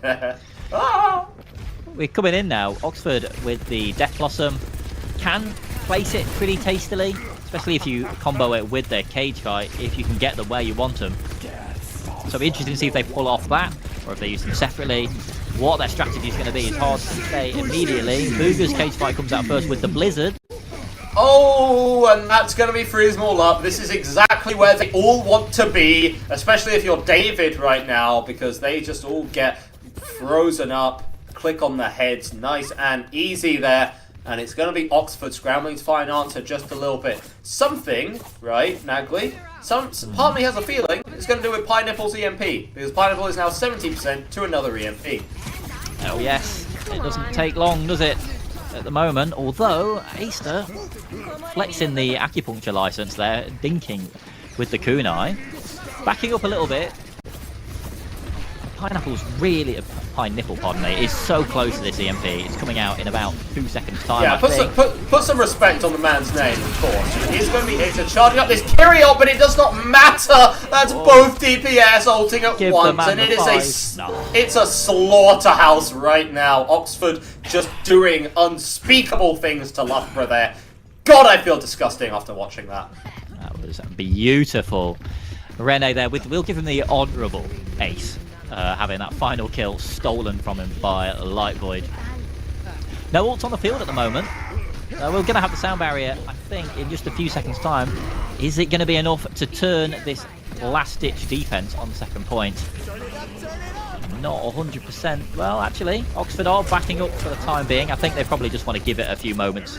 Give it about 10 seconds, and Pineapple will have another EMP, I'm sure.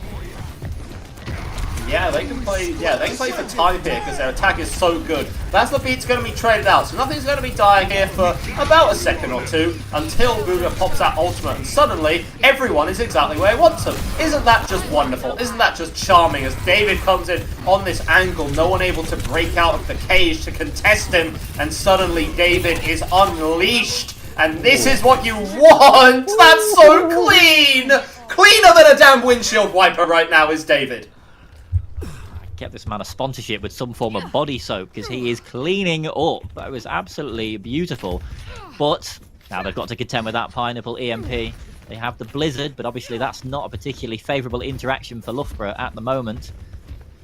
Is David going to be able to keep this absolute filth going with this overclock, which is going to be active in this next fight? I hope so. Oh, there it is. And that is the story of David versus Goliath right there. Renee's head going to be taken clean off by David.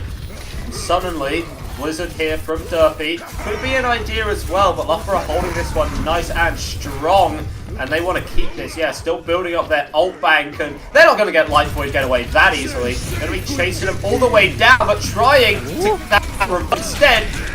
You went for something a little bit fancy, but that boom, absolutely perfect there. Izzy with the heads-up play. That could have been a total team wipe here. Absolute chaos here. But Oxford actually committing the EMP as well, and the cleanup is good. And suddenly, Loughborough are now up the creek without a paddle. And suddenly, the over-aggression from Loughborough, not even particularly poorly meted aggression, but just punished with the ult bank of Oxford. I think that was the right decision in terms of getting second point, but long term, getting deep into third point, I'm not too convinced. You blew so many ultimates there. EMP obviously comes back quickly, but the Death Blossom, the cage fight, you do want those ultimates. They are valuable, even if they don't necessarily light up the kill feed every single time. And you're coming into Live, Laugh, Love's own bank now. There it is, that's the Blizzard and the cage fight. Oh, it's a damn good combo. It's a damn good day at the office for Jake as well. And that beat, no, Taranti. That is so late. Oh, no. That one's going to be VOD reviewed. They're going to be hitting Taranti with a stick after that one. Oh, dear. Yes, that was not an ideal use of the sound barrier there. And as you can see, Loughborough still have David with that overclock. They still have the Casino Rush. They still have the beat. And Oxford, yes, they're getting close to that EMP, but that's it. Yeah, and Lightpoint just in that enclosed room there, not able to escape as the aggression is good right now from Loughborough. Running in, using their ults and getting all the picks when they need to. The issue now is advantage is going the way of Oxford again. It's like a damn pendulum between these teams. The moment that it's swung in the favour of Loughborough, now it seems to be tipping in the balance of Oxford. The question is Pineapple going to have a chance to use this EMP? Yes, it is, and it it's is. going to be big. There was Izzy's beat there online to keep the rest of the team tanky. This is going to be enough as it's now no Malga on the point. Ranked players can rejoice for a few seconds, but Renee still too powerful. They cannot rejoice anymore because there's a Reaper who has an ult locked and loaded, ready to pull it, but isn't going to be even needing it as Renee is committing war crimes on the back line of Loughborough. Yes, they did manage to break through in the end. David bringing up that overclock coming up in just a moment, and we have the Blizzard online in just a moment's time from Derpy Jake as well. That is exactly the sort of just a moment might be too long, right at the end. Just a moment might be far too long because Renee has this ult right now. Is forced back to the point. Touch does come through. Can let it rip at any given time. And there it is. David will be felled. There is the mail. It is going to have to be Malga touching, but the reload, small things like that can matter so much. Booga locks them all up, traps them all here with he. But then Light Void says, I'm not trapped in here with you. You're trapped in here with me. The beat! It was perfectly timed, but Izzy got back as well. Didn't actually end up catching anyone with the beat. Oxford still on the point, nice and tanky. And that is so unfortunate. If you're Izzy, the beat, the shielding was too much. It didn't catch onto the team members that you wanted to. And the EMP, the coup de grace, the nail in the coffin right now. As Oxford managed to get that one. I am screaming so hard right now. The blood is rushing away from my head and I might just pass out. Well, you know, these things happen. That was, if there is a game that's going to make you faint, it's this one. Comes right down to the wire there. They do get the full cat, but they've got nothing left in the time bank now. The battle lines have been drawn. Loughborough now know exactly where they need to get the point, where they need to get that cart to, and it is right at the end. Let's hope they manage to do it. They did have a few flashes of brilliance there when the economics were in their favour, when they had the ultimates, and when David was just on something, you know, when he was thinking back to his breakfast Weetabix covered in G Fuel. Then Loughborough were really able to make something happen. Sipping on the Capri Sun, you know, that kind of situation is what we got going on. It has been interesting to see the styles between both these teams. Again, the Kiriko versus the Moira, and Oxford obviously playing the game a lot faster, but the more protracted that the fights get, things seem a lot better for Loughborough. So not really minding if you're that side. Works out. Instead, Loughborough have a hell of a hill to climb there, but I wouldn't be surprised if we're able to full push this, climb the mountain that is the Shambali Monastery, work this one all the way out. David playing now the Reaper instead of the Sojourn. He was doing so much work on the Sojourn, so I question it a little bit, but obviously the players know what they want to play. We'll see, have to see how it goes. Pineapple still on the Sombra. Let's someone get a stopwatch, count how long it's going to take to get this EMP, because that really is the metric by which we judge these team fights at the moment. 20% already. Yeah, and unlike last time, Loughborough doesn't have the Sojourn to shut that down so easily and to take Pineapple out of the fight. So it's going to be nice rotation coming here from both his teams. You can see dudes are actually cleansing the burn effect. They're not going to be cleansing all that damage that comes in. Didn't move good all, and it's an unfortunate time here if you're Loughborough. Going to be sent back to spawn, and yeah, that's exactly what we were talking about. Pineapple is charging these EMPs at the same rate Moira charges the Coalescence. That is criminal. Criminal. That is absolutely absurd. Yes, and you can see that Loughborough, they really did run, but they got stopped immediately. I think, as you were observing there, the Sojourn is a fantastic answer to Sombra with that long-range ability. You can, obviously, if you get the lucky headshot, you can get rid of her instantly, but also it just adds a little bit of extra pressure because you can fight her at a range where Reaper isn't particularly comfortable with. As Oxford engage here. So aggressive! Yeah, and it is going to be the EMP coming out, but overwhelming damage. It's simply too much to bear right now. And you can see the focus fire coming out. It's conceptually very, very simple. Because it is just going to be running down main, and no! They're staggering out A-Star. Oh man, I am crying and shaking watching that one. This is so sad, Alexa. Play Despacito. Yeah. It's a sad time. Sad time for Aster. But back in the fight now, and we're starting to see some ultimates coming up for Loughborough now that Pineapple, they've probably got a one-fight retrieval from the menace that is this EMP. Yeah, this one's going to be pushed through. It is the Blossom there, but the beat is well timed from Izzy to keep the rest of the team alive. And even better timed is going to be Derpy's Blizzard right there. I've only got caught in that for a second too long, unfortunately. Got turned to mincemeat by the rest of the Loughborough side. And finally, just finally, seems like they're going to be able to push this one through. Pineapple almost has another EMP. This is going to be a common theme, ladies and gentlemen. Pineapple almost has another EMP. Once again at 70, nearly 75%. Ridiculous how fast he's building these. And it's just going to be able to delete this cage fight. If Loughborough's plan is to drop cage fight and Death Blossom on top of each other, then that EMP says no, thank you.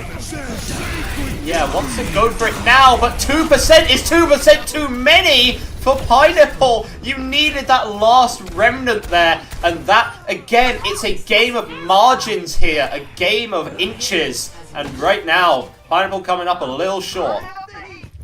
Question there, was that a fantastic read? Did they know Pineapple was a few percentage points off, or did they just think, we're going to have to do something? Does it ultimately matter, Nagley? Does it ultimately matter? They won the fight. We're going to assume that they just tracked it bang on to the percentage, just to make them feel good. EMP's still in play now, though. So this could turn this first fight on Tucker Point immediately. Yeah, and there it is, going to be popping it down, and already is he just completely and utterly falling over right now. The key thing isn't just winning fights with the EMP, which is obviously very important, but it's also cycling the rest of the ults particularly well, right? Yeah. Yes, now that they have got AMP, obviously they have to win this next fight, so that Pineapple can build the next one. And we do see they have the Death Blossom, which can be a powerful zoning tool, even if it doesn't get too many eliminations. And we have the Coalescence as well, which can apply so much pressure both ways. So much healing pressure and so much damage to the enemy team. Good answer, I think, to the Blizzard. That's not too much of an answer to the Coalescence. Getting the virus there from under the car, that's a bit cheeky. I'm sure we're going to see the Blizzard come out now. Yeah, a lot of space has been given. Lucio barely able to stay alive. Taranti there, you're a little bit of a nutcase, but you seem to be working that one out, my friend. Yeah, this is so much space that Oxford are giving here. They need to be going with these ultimates to be able to charge up next one. And finally, a little bit of initiative has been taken. That's going to be Renee in no man's land, apparently. The voices told him to pop that ultimate in that location, apparently. But again, as we now see, it is going to be David popping that ultimate, and Pineapple dies with the EMP. So the story of this ultimate, this golden goose for Oxford, don't seem to be coming to fruition. Loughborough simply too damn stubborn to die. Yes, fantastic job there. Unfortunately, not getting anything out of the Death Blossom, but once again, Pineapple has an EMP. Who'd have thought it? Derpy Jake actually swapping over Sombra himself now. So it'll be interesting to see if it just develops into who's going to build it quicker, which is more or less thinks what he's we're him. Expecting to see. Derpy Jake thinks he's him. We're going to be seeing whether Derpy Jake is in fact him. It's certainly something to considering. And there it is. What? I'm sorry, what was that cage fight? But that was a really good Suzu. Cleanses the hack from everyone. But unfortunately, it's not just the hack, it's the damage as well. So even despite a really good response from Loughborough, definitely expecting that EMP, it simply wasn't enough. You really need a beat to live that. Yes, not ideal. You do see Derpy Jake 70% already. It seems like it's about 70% in a given team fight to build this. EMP, ludicrous pace. We're going to keep harping on this because it really is the determining factor in all of these team fights. We've got the Kitsune Rush coming up in a moment as well on Aster's side. That's going to be playing into the Death Blossom and the Coalescence. So I feel like I want to, just looking at the tick marks, I want to give this one to Loughborough purely because they do have the EMP. Yeah, but it only really catches on to 2. 2 might just be enough, however. It don't seem to matter there. If you're Booga, you're more than happy with whatever you can get right now. The frontline damage is pretty overwhelming. Loughborough's still going to be pushing this one all the way through right now. And it's now on Oxford to hold this one. Loughborough just eyeing him up like a kid in a candy store. Yeah, the spawn advantage is getting a little bit drastic now. And realistically, we've only got 1 or 2 more fights. Light Void needs to get melted immediately. Oh, and it's the happening. hack! There he goes. Oh, went a little too far with that overrun. Wasn't in cover, wasn't in a position to live, and it is just going to be death incarnate on the point. But David a little more acquainted with the Grim Reaper than Renee was that time. Loughborough finished this map with a time advantage. Of course we're going into extra innings between these two teams. Why would it be anything else? I'm weeping tears of joy. What a beautiful gameplay we're witnessing. There's an uncharacteristic overextension, I think, from Light Void that really handed third over to Loughborough there. Just went too far. I just got melted too quickly. None of his team was really in position to do anything. And then once that Mauga goes down, then your disruptive power sort of evaporates instantly. The game becomes so much easier to follow. The game plan becomes so much easier just to, conceptualize. Kill Mauga. And once Mauga's gone, Poland stands open to steal a German saying there. What? Yeah. Elaborate? I don't know where that came from, to be honest. It's a saying about when things are about to go terribly that Poland is suddenly open. Second World War thing. I don't know. I don't really know why I said it, to be honest with you. It just came into my brain. We don't have a Polish Overwatch hero, do we?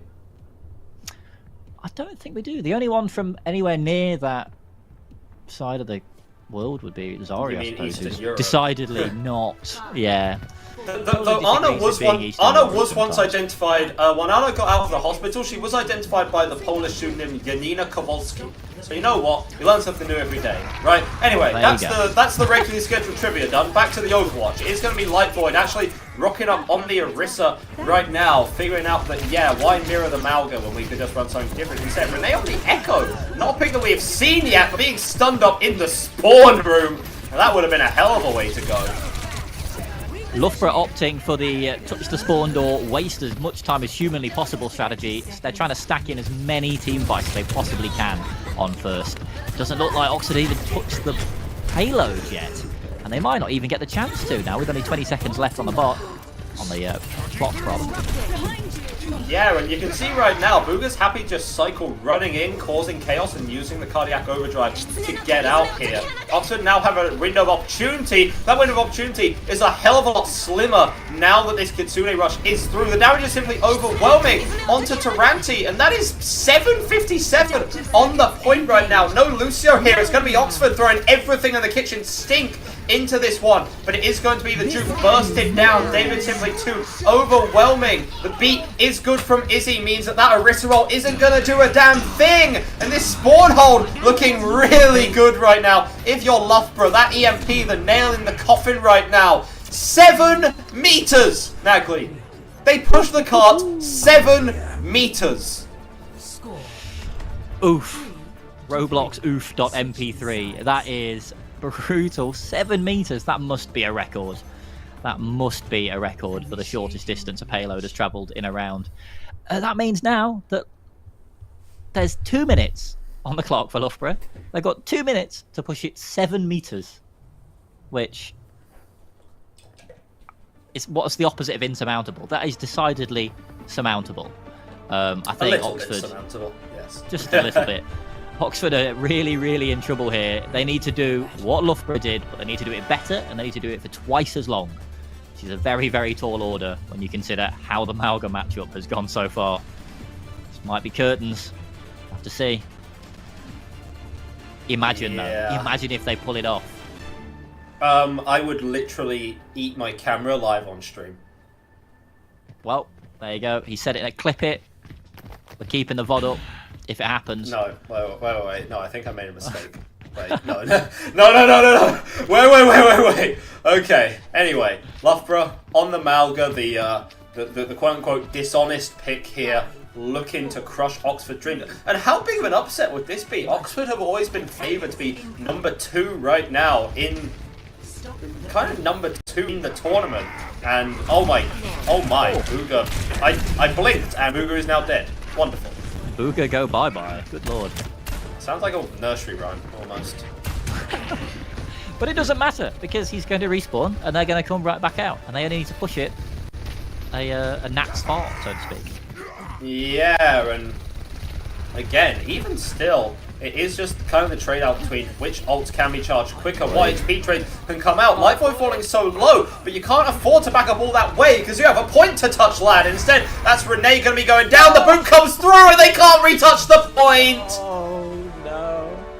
Living, laughing, and loving all the way to the bank right now. Loughborough 3-2 against Oxford. They go through to the winner's bracket. Oxford gonna get knocked all the way down to the bottom of the rung. Oh my word. I mean, it would be unfair to call that a C9 because, let's be real, I think it was always going to go that way. But it's sad, there were so many players for Oxford still kicking. And there you go. What an end to a gigabanger of a match.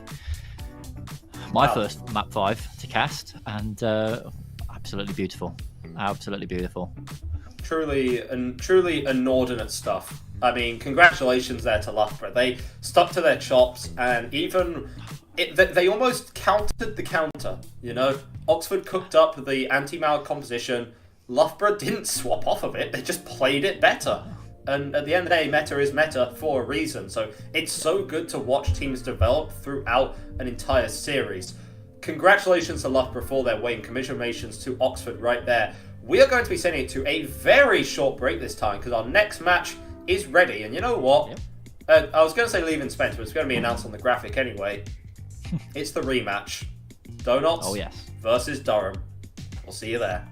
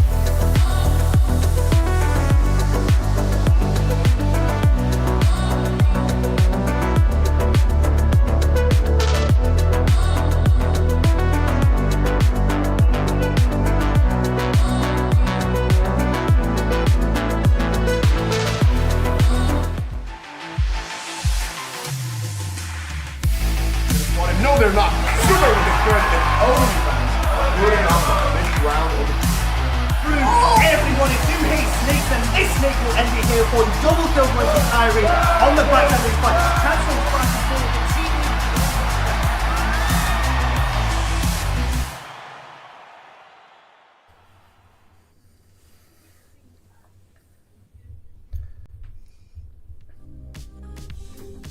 So, like, no pressure or anything, but I have like $20,000 riding on this game.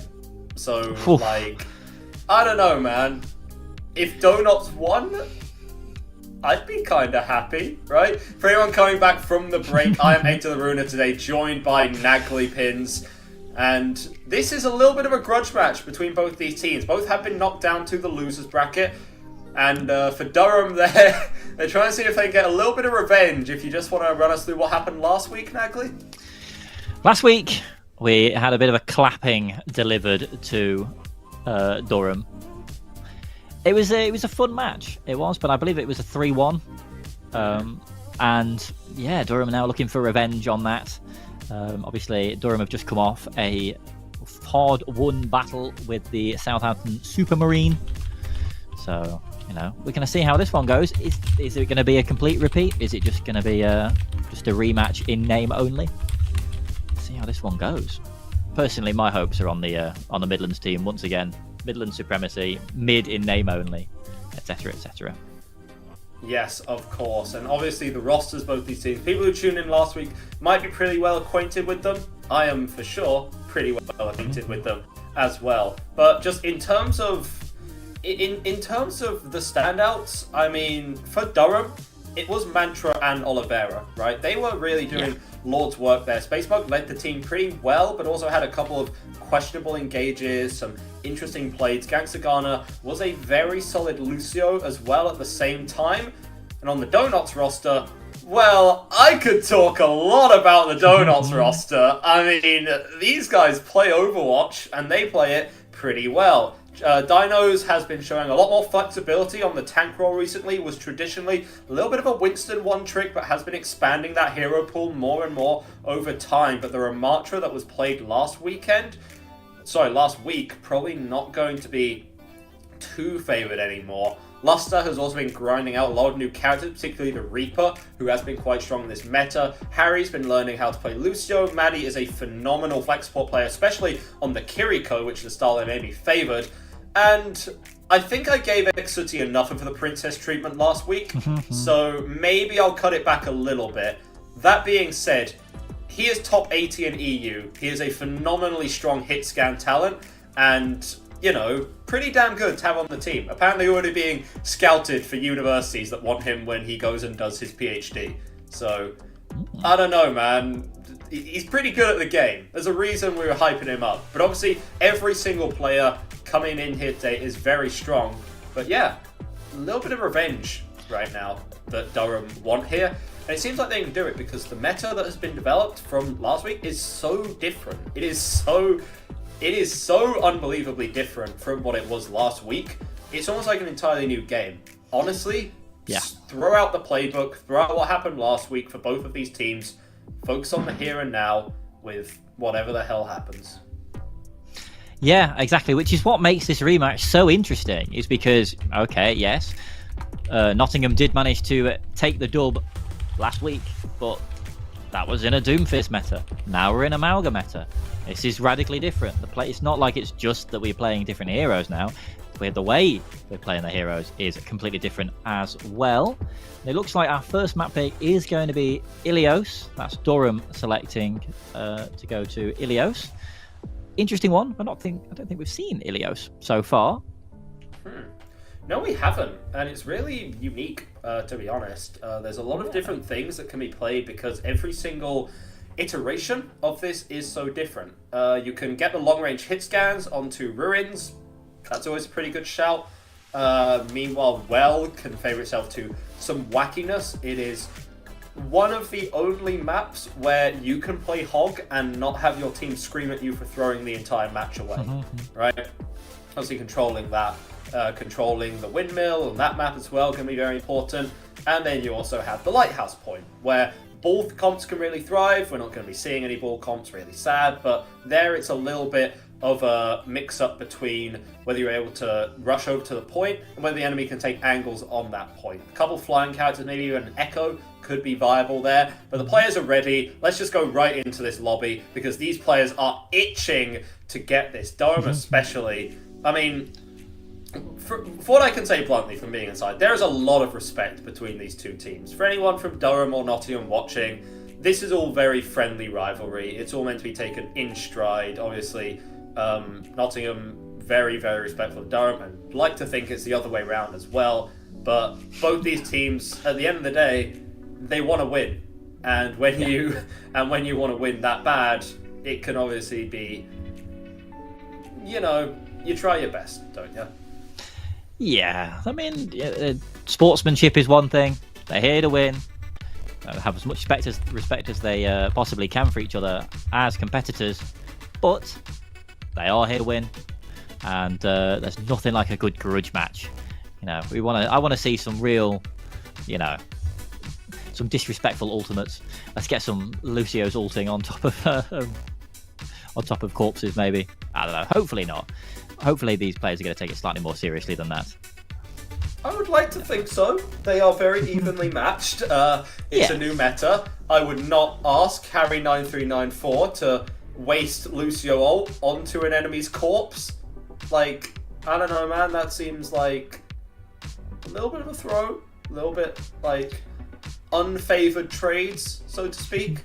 But what do I know? I just yap about the video game. Right, we are having a little bit of a tech issue, so we are slightly delayed coming into this. But I can kind of speak from where I'm sitting, at least from the donut side, where there has been a lot of attempt to kind of cook up new compositions.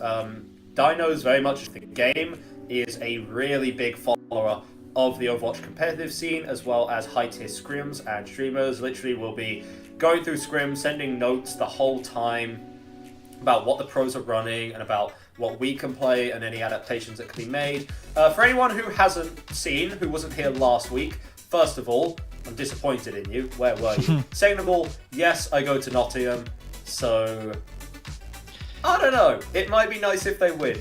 That being said, I was told to cut it back a little bit on the support for this team, so I will. But I'm just putting it out there that if Nottingham won, I'd be pretty happy about it. So there we are. But yeah, there's a lot of kind of cooking that's been coming from the Nottingham side over the past few days. Did see a screenshot from their game against Warwick. They were playing some interesting stuff. An Ana Zen backline. There was a Bastion there as well. For full reference, it was a 3-0. It was a 3-0. Apparently it wasn't particularly close. Warwick did just kind of win that effortlessly. Yeah. But they're Warwick, right? That kind of happens, right? They aren't even playing, right? And yeah, like they aren't even playing. We're still managing to talk about them or yap about them, so to speak. They are sort of looming over us like some kind of titan. Just they exist everywhere. We are all in the shadow of Warwick. They're just so powerful. There's a disturbance in the force every time they compete. So yes, I think they perhaps could be accused of maybe sandbagging or taking things a little bit less seriously if they were playing, you know, the Ana Zen. And I mean, obviously last week they pulled out the Torbjorn and so on and so forth. But there's a reason they can get away with that. It's because they are seriously... No. To clarify, Donuts were the ones playing the Ana Zen and the Bastion. Well, this changes. I'm gonna need to have a chat with them about that. You know, maybe see Exoty in the gym once again. You know, bench pressing literal monster trucks. Something. Yes. I don't know. It's something that he tends to do on a regular basis. Yeah. So obviously, by the end of the cast, he ended up being 27 feet tall, benching continents. I believe it was last week. So I believe it was just the entire mainland of Africa. Whew. Yeah, that's a lot of mass. He's a strong fella. He's a strong fella. Let me tell you that much. Yeah, he's definitely sipping on the Capri Sun. Don't even worry about it. But yes, we are still waiting to get in. Obviously, we do want to give a big shout out who are right now, as we sit and look very pretty on the stream, and oh yes, Nagley does look very, very pretty. We obviously want to thank everyone who's working behind the scenes right now. Leah is producing and Missy is observing as well. Obviously, we are just trying to sort this issue. As quick as we can. And obviously Becca as well, being the broadcast manager, working this all. There's a lot of people working behind the scenes to get the stream to you.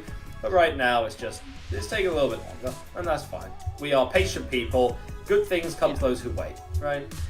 Absolutely. And, we have technical difficulties. There's one for you right there. Everything goes wrong from time to time. So we've got our best people on it. They're just going through, trying to figure out what the issue is, how we can sort it out. And it shouldn't be too much longer. I have hope. Yeah. I mean, earlier we were kind of talking, I guess if we're still trying to find things to talk about, which is sometimes a challenge, about DPS plays. And we were kind of discussing the Reaper versus the Sojourn and the Sombra, and that kind of weird three-way matchup that you have, where it's like, Sojourn theoretically counters them both pretty well on account of the range and the not necessarily one shot, but the burst damage potential, right? You aren't necessarily going to get kills with it all the time. If you're headshotting someone 250 HP, you deal like there's 60 HP left, but it does force out key cooldowns such as Wraith Form, such as Translocator, which means that they can't play quite as aggressive, and that works out. But when played together, oftentimes the idea with the Sombra and the Reaper is that you deal enough pure raw frontline damage, especially onto the Malga, to just kind of kill them outright, So whether Sojourn actually gets more play is something really interesting to see, because it already has very individually good matchups into both of the other characters that we see. But obviously, there's quite a lot to consider as I slowly but surely run out of things to say, which is wonderful. Might have to start talking about bingo or something after this. I can talk about bingo, bro. I've got so many stories. You wouldn't believe the things that people do in those halls. But we'll leave the bingo talk for a little while. Maybe after the broadcast, I can traumatize you with my stories on that. But it's worth talking as well. Oh, you've got no choice now, son. You're locked in. It's worth talking as well about the. I think we may not have to, because it seems like we're getting into the game shortly. I don't know. Is that a tattoo on your arm? It is. Oh, what's it say? How do I? It's the camera is reversed. It's throwing me off. It is Elvish, specifically Quenya. If you're enough of it, this is backwards. It's really freaking me out. If you care enough about the difference between Cinderin and Quenya, it says the night is passing, day shall come again, which is a bit of a battle cry from the Silmarillion. Oh, wow. Although, okay. I mean, they said that and then they lost the battle, so, maybe not the best battle. Yeah, but it's all about the effort, right? It's kind of like these teams out here today, They come out looking strong, they come out looking strong, happy, whatever. And even if they lose, well, they still gave it a good go. They still gave it a good fight, right? Somehow linking Lord of the Rings to Overwatch. There's a lot of similarities there. Dwarves in both. Yes, and?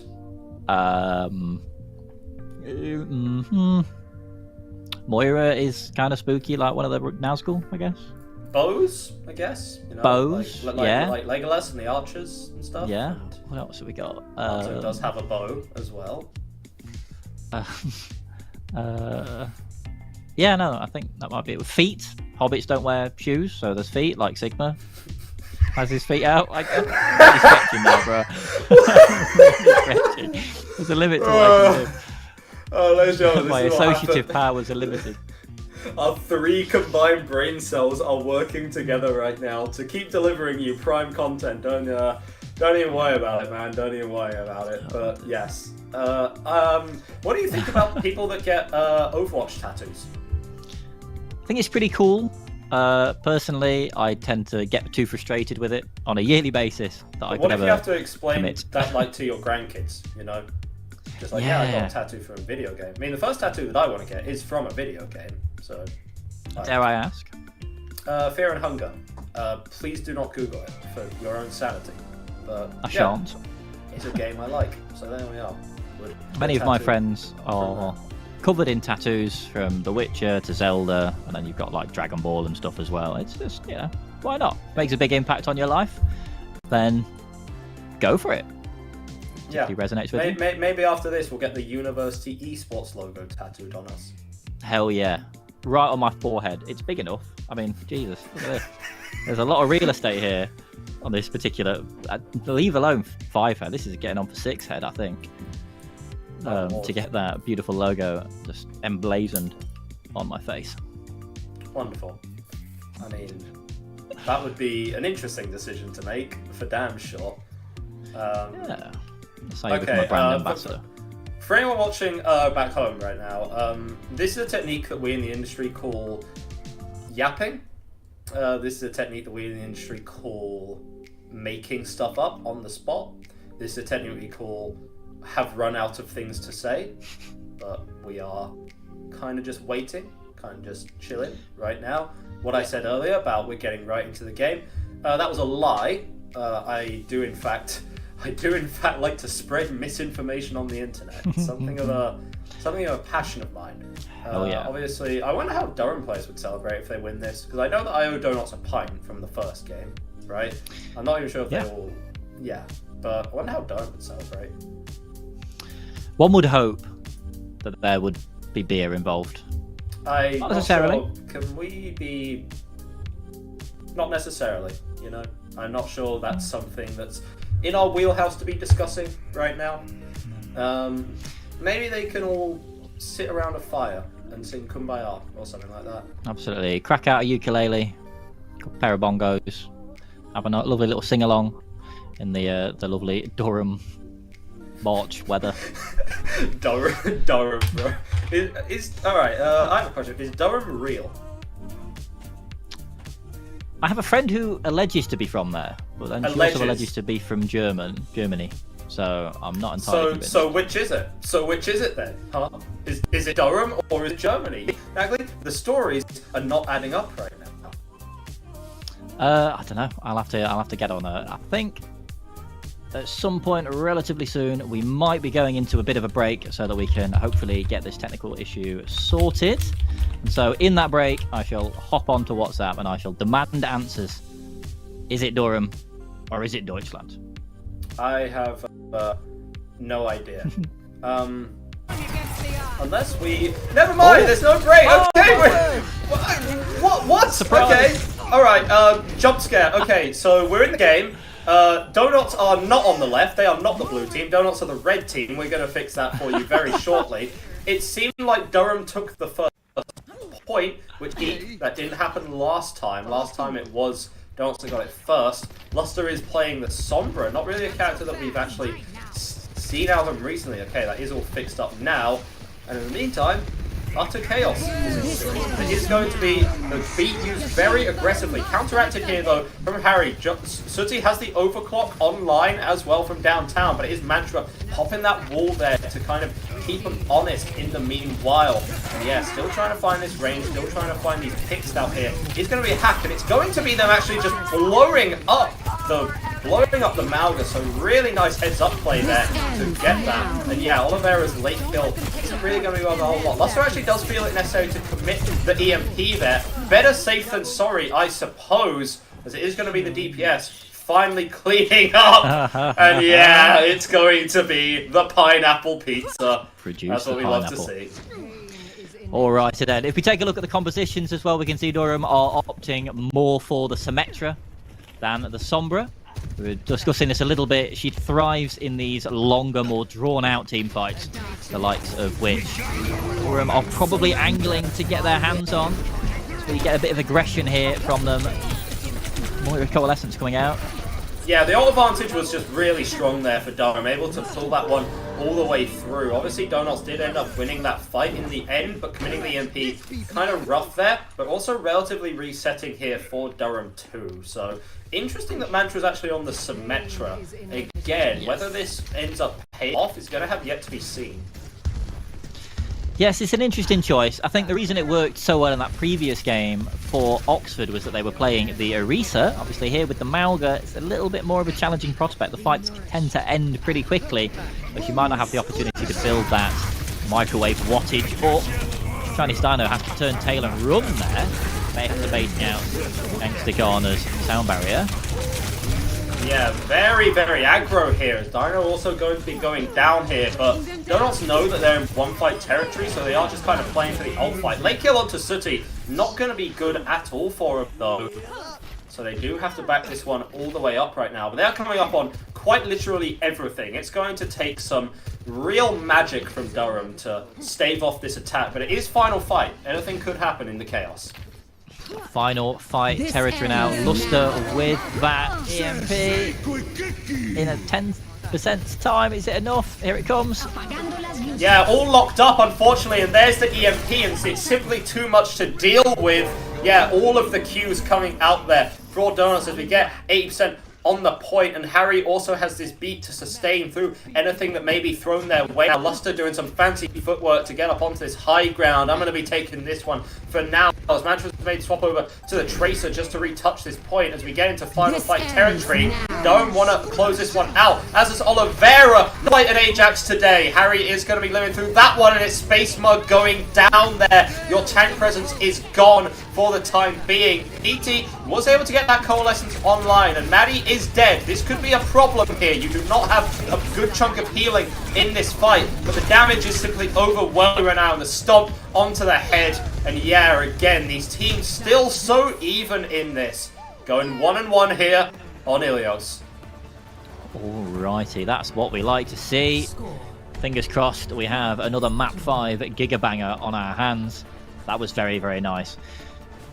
Donuts really did blow through a massive ultimate bank on that penultimate fight there, but it didn't seem to matter. They just knew exactly how to manage the aggression coming out from Durham defenders, and they knew that Durham were getting pretty desperate. They needed to get on point. They needed to do it quick, and when your opponent gets desperate, that's when they start getting a little bit sloppy, and you can exploit that. Moving on now to Well, tiebreaker point on this Ilios map. I imagine we'll be seeing more of the same compositions. Yeah, who's going to stay on that Symmetra? Yeah, Symmetra's from both of these teams right now. Again, this is the main distinction here. Mantra sticks on the Sim.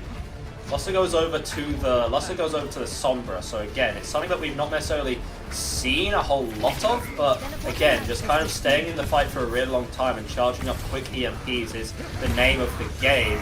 The big rotation actually coming out as both of these tanks are just going to kind of stare each other in the face, maybe give each other a little smooch while we're there, as Oliveira going to have a very one-sided debate there with Sooty.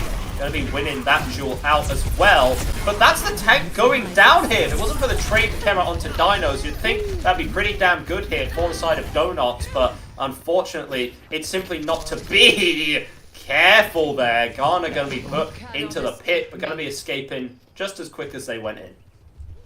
Yeah, nearly knocked off the map there. Lost 50% to that EMP already. Not quite on pace for some of the EMP building we've seen so far, but still pretty blooming good.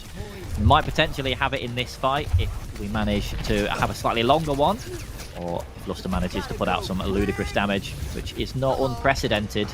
I think that might be the first ultimate we see. Yeah, still a big rotation coming around for the time being. There is obviously the duel between these Sojans is going to be pretty important, as a TP is there, but it is just a little bit of a fake out there. Spaceball's still going to be going in relatively aggressive right now. Dinos kind of wants to just counteract this, but also knows when to chill out. And that's the aggression. It's so well timed. The sync is good from Donos, but the later ult is coming out from Durham as well. And Oliveira says that it's time to end things. And that Sojan ult, simply too much of a burden to bear for Donuts, because they are all going to have to go the way of the Dodo. And again, Luster isn't charging these EMPs quick enough, to put it bluntly. Only getting one now is going to be the Reaper swap coming out from Sooty. And you saw that as well. Chinese Dino desperately trying to hose down Mantra just to get that Symmetra out of the fight. She puts out so much damage, but the hitbox is so slender, and when you've got Outer Space Mug trying to get in the way and prevent that damage going on to Symmetra, it's hard to do. Not too much from that cage fight. Questionable. Yeah, a whole lot of damage there, but actually it's going to be both of these Moiras falling, and Space Mug just goes into the pit! What was that? Harry does trade the life for it, so it is still pretty even on this point right now, but the healing, the sustain there is good. Beautiful virus there. Luster going to be locking this one out. It's a duel on the point. It's just the DPS. It's just the DPS as they almost get off the point, but they're still going to be holding it, and the Moira is back now for Donuts, and suddenly my heart can actually continue beating at a normal pace, Nagley. Good God, absolutely snatched that team fight from the jaws of defeat there. A massive boost of that Malga into the pit. I think without that, we would be looking at a very different screen. We wouldn't be playing the game anymore. We get the Malgas banging heads together. Another cage fight followed by an EMP. Oh, that is going to be, again, it's going to be the healer falling there. Maddie caught out by the stray rail from Oliveira right now. And the EMP not worth a whole lot here. Sooty is on this side. Angle here has been bullied out just a little bit. And the damage is good. This is really strong play from Durham. They're back. They have a vengeance beat. Simply not enough there for Donuts. Durham taking the first map of the day. And oh boy, I might need to break some kneecaps. Oh my goodness. That was beautiful. Absolute matter of inches there.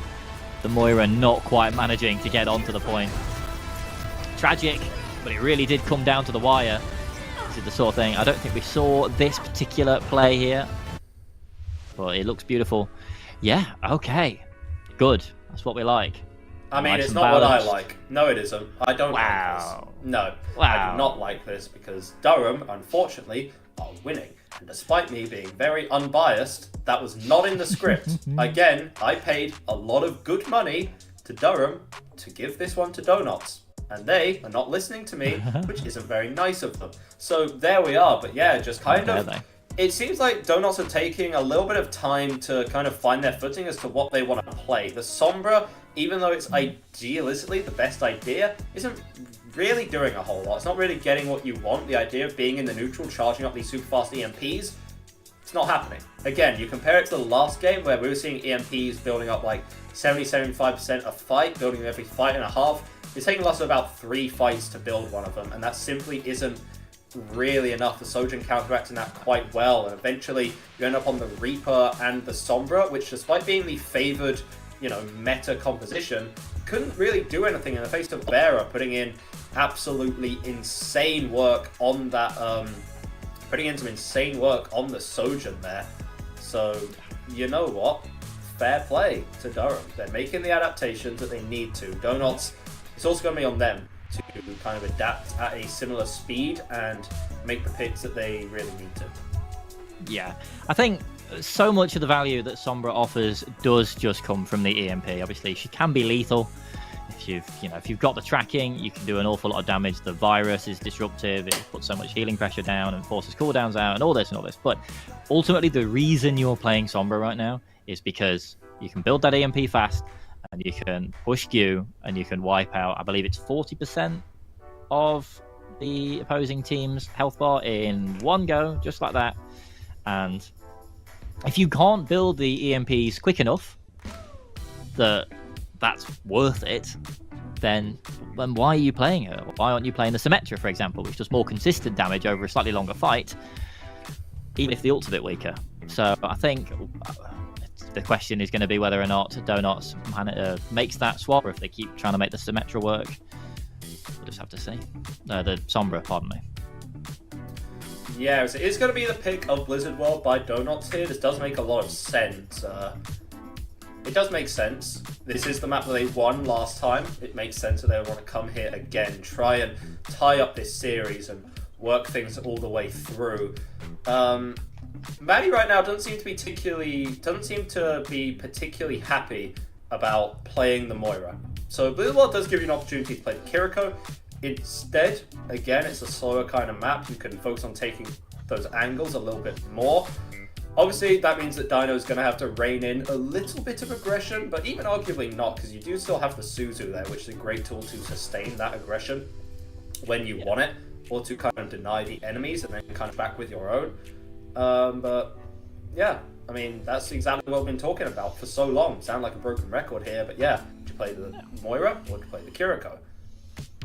Oftentimes and the they answer is, it depends, I guess. It depends. Yeah, players are ready to get into this series, so we're not going to keep them waiting. We're not going to keep you waiting. We're going to be going over to Blizzard World. Woohoo! Here we my are. favourite. As we do see which of these teams is going to be tall enough to actually ride on this map. Hopefully, it's Donuts, but officially, I can't say that. Donuts are on the left, and Durham are on the right. Sorry, guys. Happens. It's okay. We forgive production. They are absolutely working their bottoms off, and they're doing fantastic work. Yeah. Minor So mishaps for the team names notwithstanding.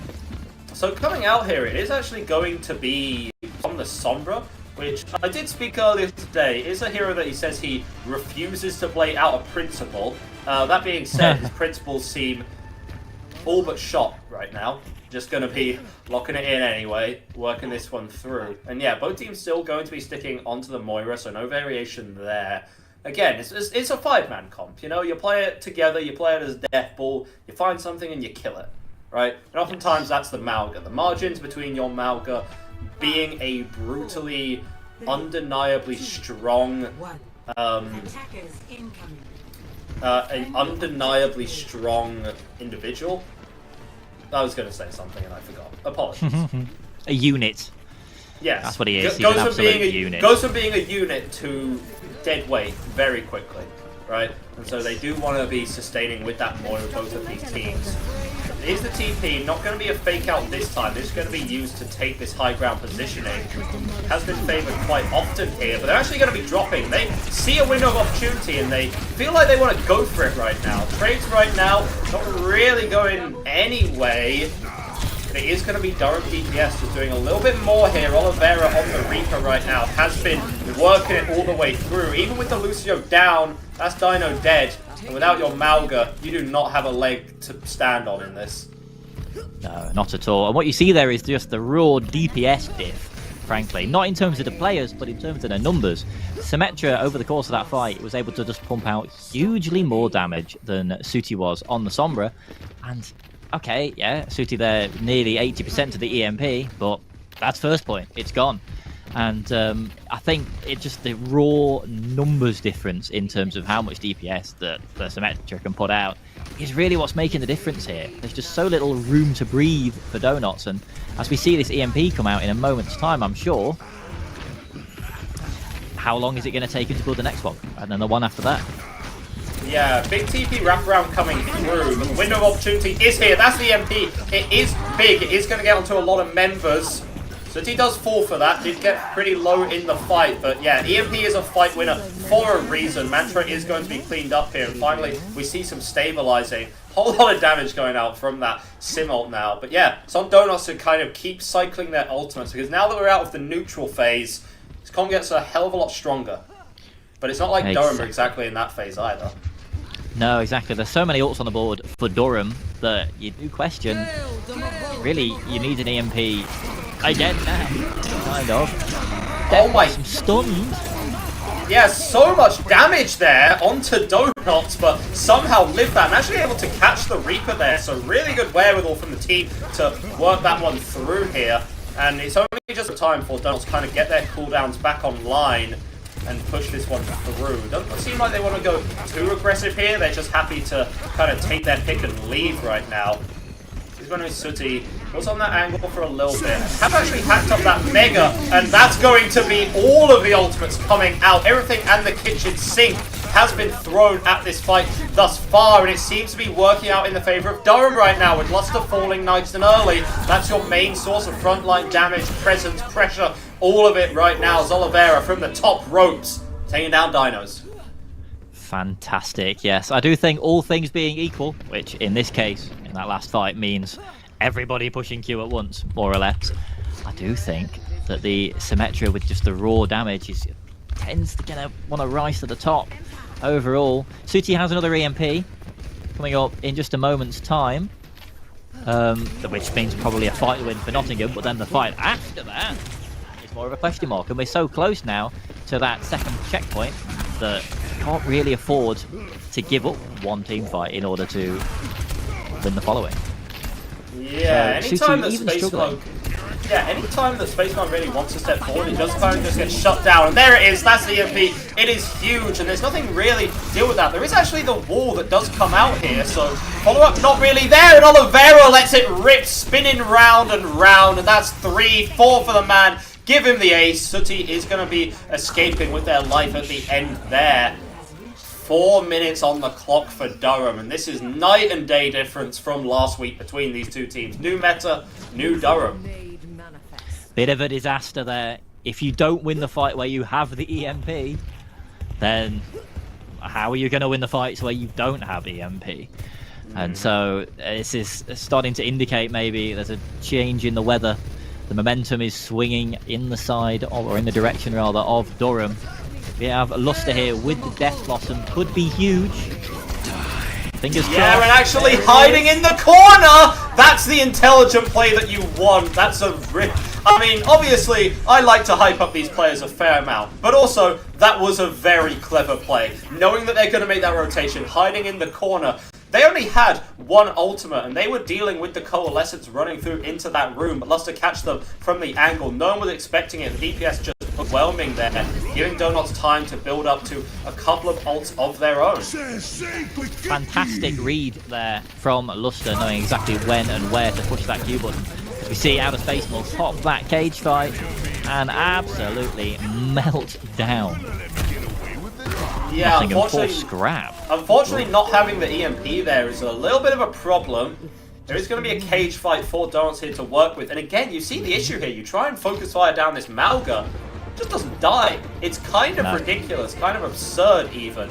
Touch does seem pretty likely here. It is going to be Dino just running this one through up to the point. Beat was used, but Harry has one too. And again, more tankiness, more damage right now. And oh, that Space Mug locked out of heaven right there by the ultimate. Does get broken pretty quickly. Teams have gotten a lot better at kind of dealing with that Malga ultimate by just destroying the damn thing.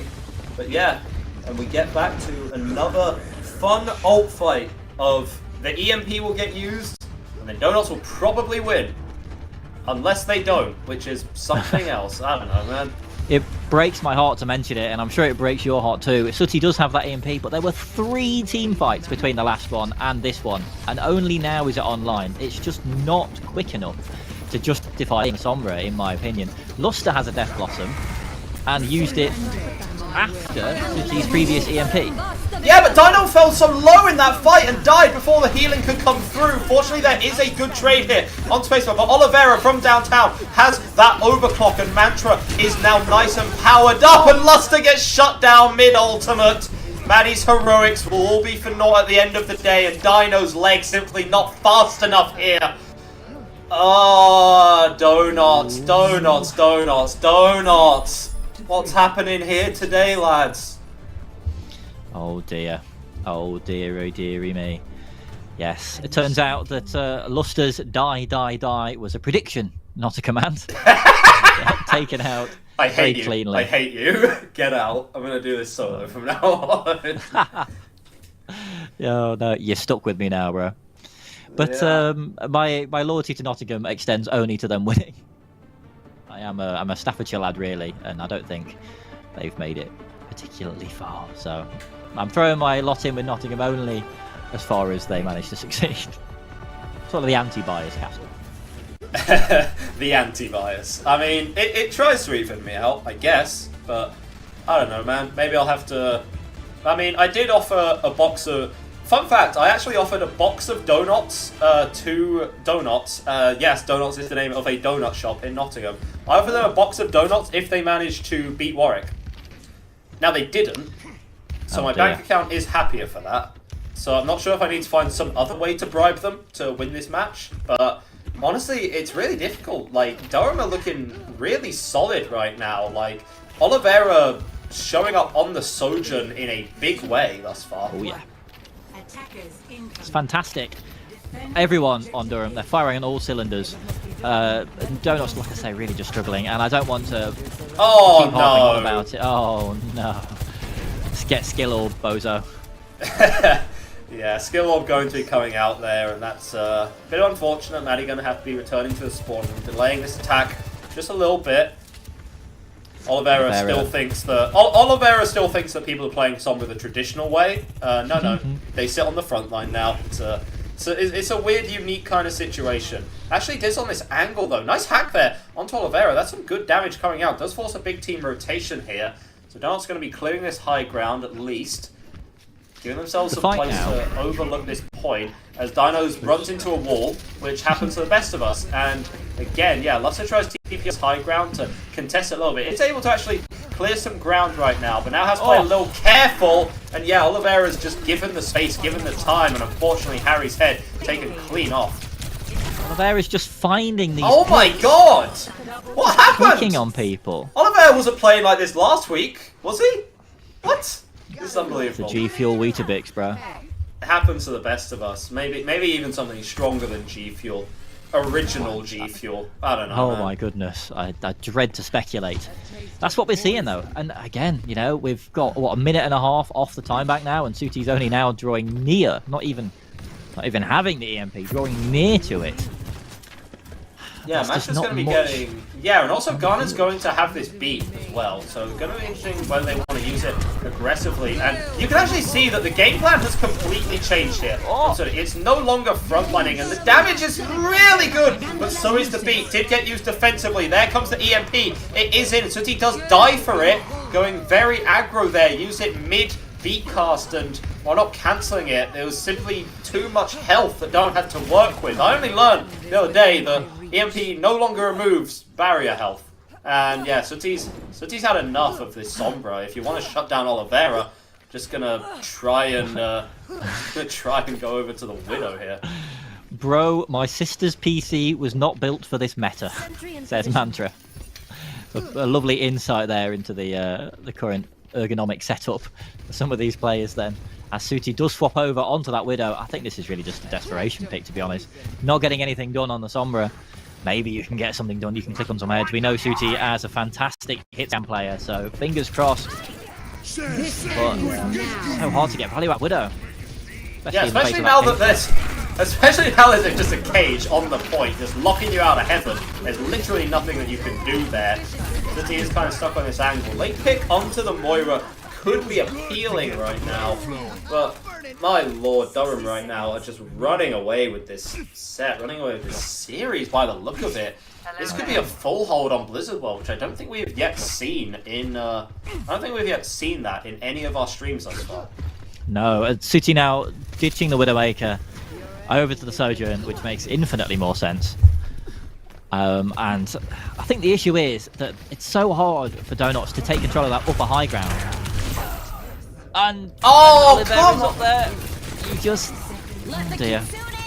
Yeah, no, it's going to be pretty good there. Lucio is out of the fight right now. Kitsune on the point right now. It's going to be getting some space by brute force here from Donut. Maddie, very proficient on the Kiriko, so definitely a good pick out here. Spacebug has to retouch this point, but that's the cage fight. That's going to be locking him in right now. And yeah, it's only a matter of time before something happens. So he's going to be finding that final piece of damage onto Space Mug. Full hold not going to be happening here. Not a C9 happening, which could have happened. Yeah, Death Blossom there. Damage. Simply too much for Mantra to have to bear. Simply too much for his sister's PC, apparently, to have to deal with. And finally, Donuts seem to have a leg in this series. Going off of the Sombra, going onto the Sojourn, helping them out just a little bit. Righto, that is the adaptation that we wanted to see. It's a shame it took them this long to make it. Look at this, that was only one team fight on the Sojourn really, albeit a long and desperate one. And there's the railgun coming online right now. Where was that pace on Sombra? And why did it take so long to swap?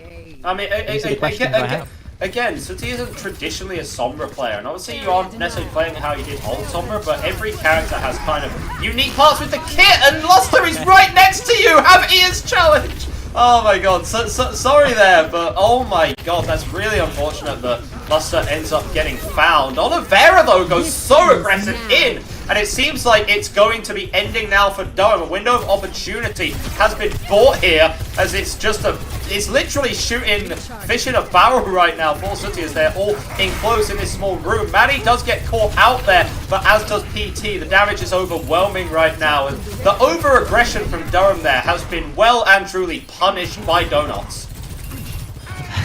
Mauga's stun locking each other there. A little bit of a stagger. Not too impactful, I don't think, in the long term. The spawn advantage on the second point could be so punishing. Nottingham are off the start line. They've gotten things rolling now on the cart with no wheels. Suti, okay, establishing dominance. Oh, His flag. yeah. And gonna be And by emoting flag, as I mean well. railgun. Yeah, gonna be emoting Beautiful. too. Yes, I did see you. Yes, you're very handsome, etc., etc. I've been through this last week, so there we have it. Right? Us is still gonna be pushing this. That is the cage fight here, and he is going to be popping that Kitsune Rush to try and contest, try and sustain, but Space Mug simply cannot There we stay go. alive. Payload is going to be pushed through here. Fantastic. We do have some decent time on the clock here. 2 minutes to work with. Remember, Donuts need to finish this map with time if they don't want to end this in just a sudden draw, right? Yes. But now things look better for them. Their ults are up and running. They have they're going to have this ultimate of the Mauga plus Reaper ult combination. Unless Garner can charge this beat like a maniac, nothing can stop this. Yeah, and Sudhi's got the railgun as well. This is looking good. No support ults, but do you really need them when you've got all your offensive tools? We're going to see a Death Blossom here in just a moment. They don't even need it. That's great. The isolation onto Space Mug was good. Hit on that angle, but scouted out pretty damn well there. Donut still pushing this one all the way through. Comeback looking increasingly more likely. I would not mind that, but also can't count Donut out of it yet. They are coming up on a couple ults of their own, and it's always possible for Oliveira to just click on someone's head. It is down to half health already. We have Mantra's shield wall coming up. Oh, the stun! cancel! The cancel came out onto Luster's ultimate there, and the beat HP simply too much. The damage too overwhelming. Dino is going to be sent the way of the Dodo right now. The rest of Donuts have to reset this one nice and quick. And yeah, they had the beat advantage there, and it really worked out for Dome. And the ability to also stun out Luster's Death Blossom there maybe wouldn't have even done a whole lot on account of the beat, but just on the coffin for Donuts. Absolutely fantastic gameplay, and it's crunch time now. Is Suti going to be able to get anything done with It's this gonna be overclock, Overclock which is going to be coming out in a versus moment? But there's also the wall Mance here. does have that Kitsune Rush. He's on the angle! What's he doing? You're a lunatic, Sooty! You're behind the rest of the team! Oliveira dead does end up getting 2 here, but the picks are just better here for Durham. The spawns are better. Brutal slugfest on the point right now. Luster tries to go in. There's the beat. Keeps everything nice and alive on the point, but that's going to be Oliveira back trying to catch this one out. It's just another day at the shooting range. Playing Kovacs right now is Oliveira. Durham up 2-0 in this series. And oh, I'm shaking a little now. Oh. Durham defenders do it again. Fantastic. They just played that better. I think we did start to see a bit of a momentum shift there once Nottingham eventually decided to make the switch over to the Sojourn, but I think by that point the damage was done. They went into third point with only 2 minutes, and they had to cap with 1:20. So I think they were set up to fail a little bit. Let's hope they keep that adaptation. They stay on the Sojourn, and they may be able to run it back. Fingers crossed. Well, energy's pretty high right now. Don't have the opportunity to lock this one down, secure their revenge. In 3 minutes, we're going to be right back with you. See whether the miracle reverse sweep, which I'm personally praying to happen, actually happens or not. Don't go anywhere. We'll be back after this short break. Hell yeah.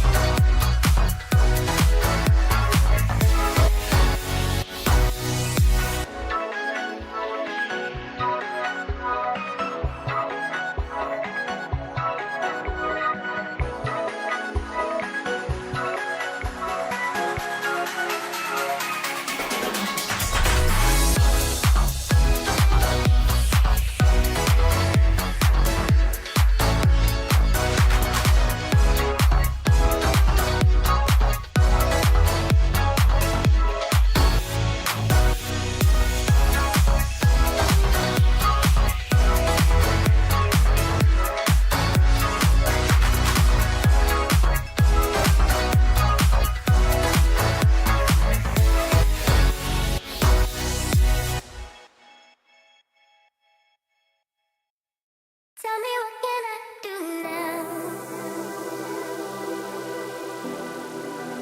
Tell me what can I do now? Tell me what can I do now? Tell me what can I do now? Tell me what can I do now? Soon as I let my guard down. Tell me what can I do now?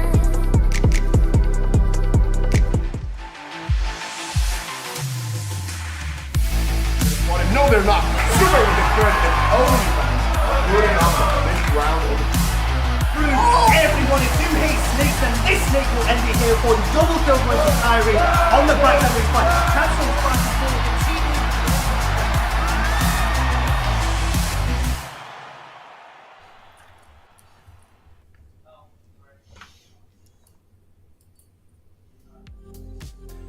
Ladies and gentlemen, we are on the precipice of a very bad thing happening.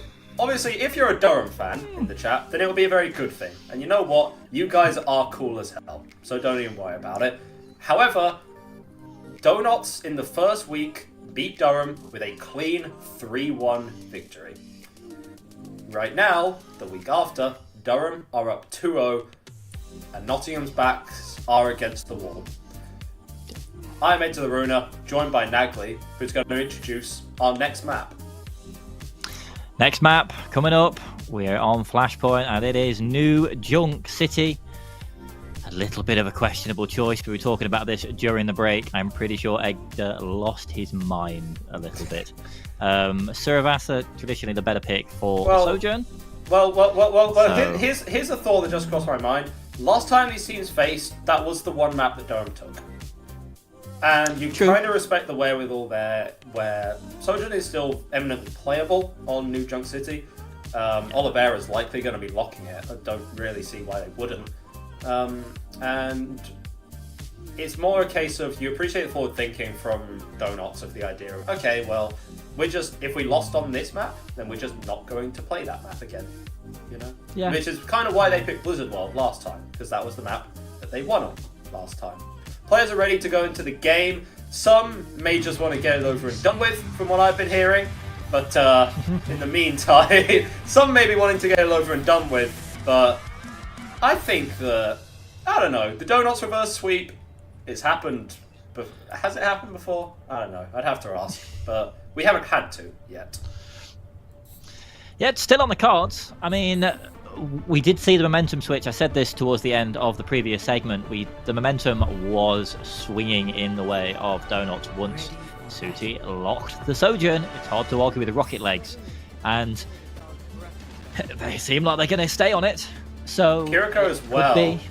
Yeah, Maddie is quite proficient on the Kiriko, as we've talked about, but Flashpoint has its weaknesses because with Kiriko you're playing slower, right? Taking more angles, having more sustained fights.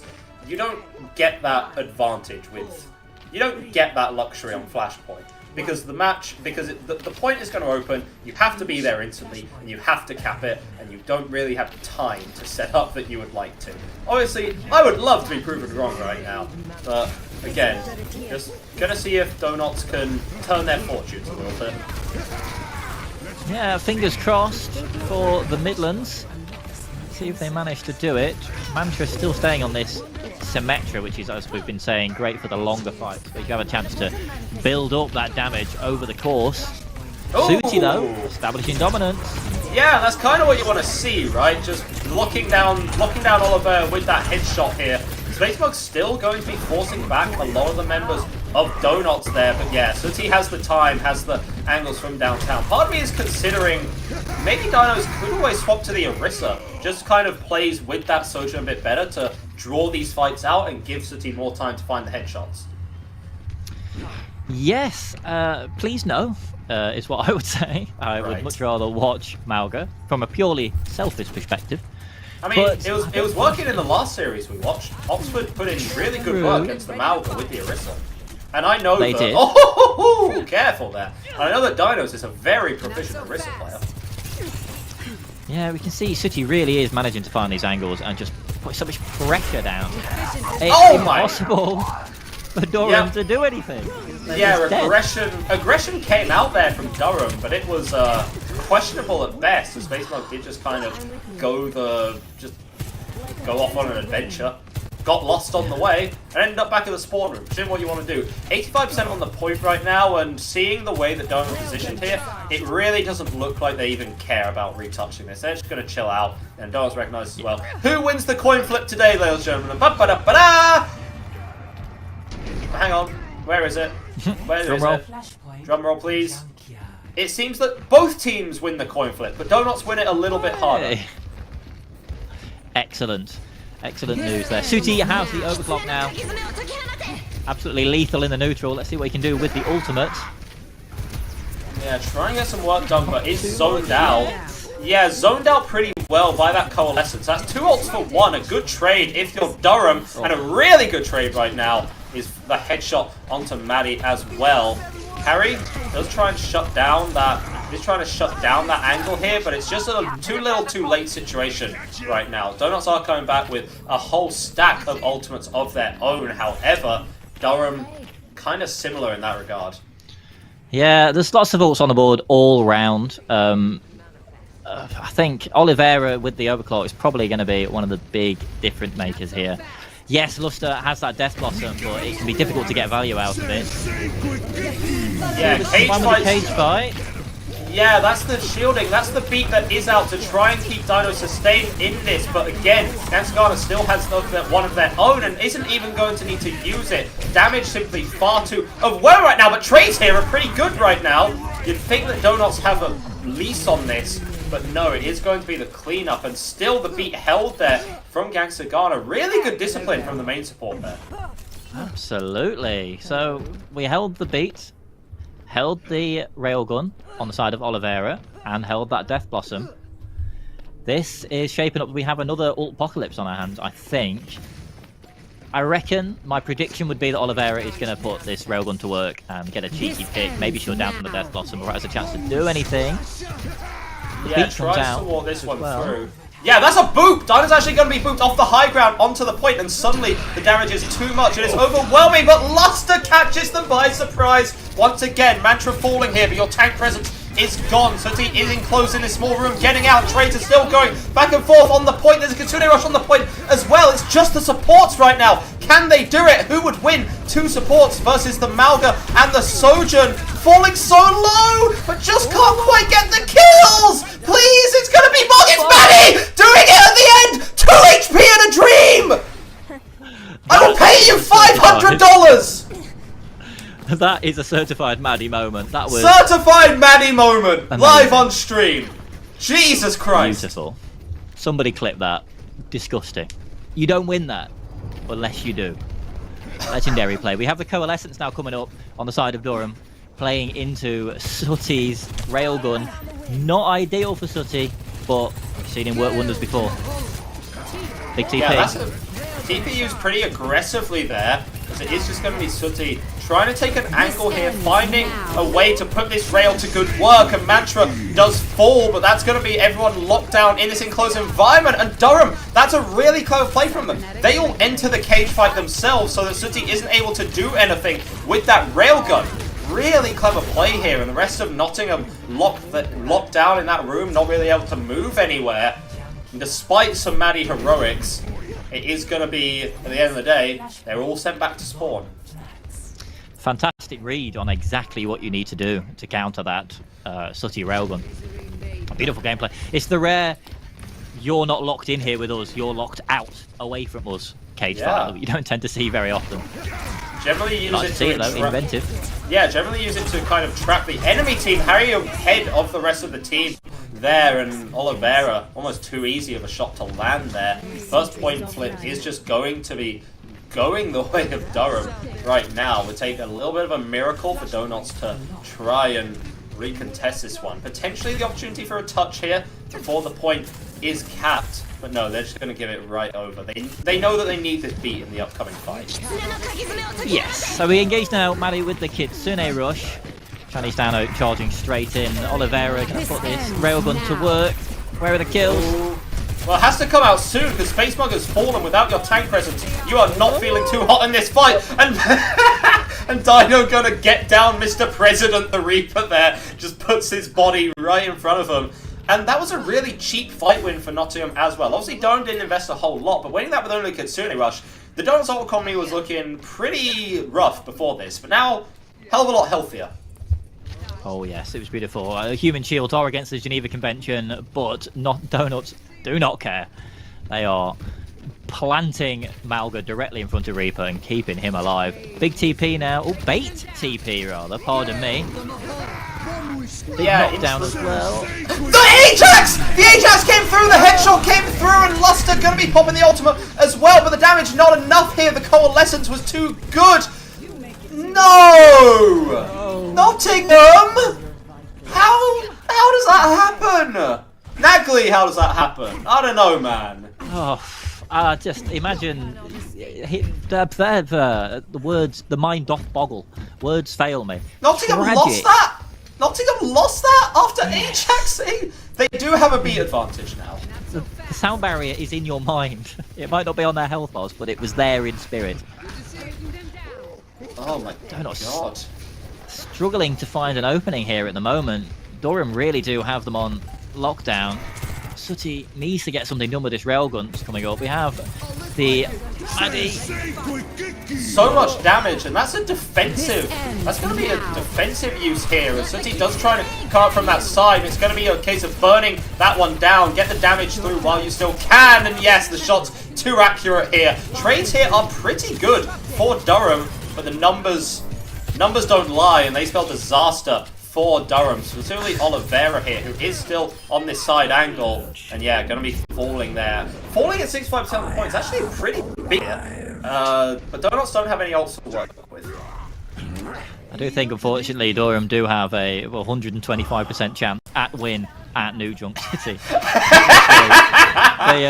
They're doing fantastically, and yes, they've given over the point at the moment, but they're going to be coming in with this Oliveira railgun if they actually touch. Question mark. There we are.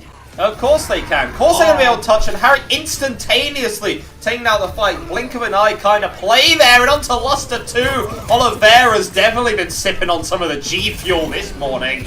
And yeah, the trades are trying to come out here. Sooty heroics as per is the standard that we would expect. But 99.99, unfortunately, it's just in Durham's favour. It is indeed.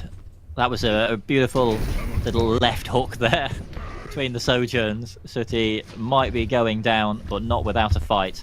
Thwacking Oliveira right across the noggin. As we come also now into... built up to the overclock as well. Yes, even more important than the melee kill. Outer Space Morg diving in. Not getting too much out of it immediately, but does force Nottingham back. Just kited. Yeah, Nottingham with really good wherewithal there, just kiting out that ultimate, realizing that's not a fight that they need to be taking. Dino does fall pretty low. Harry also getting low, trying to protect in that meanwhile. As the damage comes through, it's Luster's ultimate as well, but Dino gets traded in all of the chaos there. Your tank falling, not something that you want to be seeing. And I'm just really questioning what happened to Luster's ult. Late pick onto PTT, not too bad here, as Maddie able to at least delay, stall for a little bit.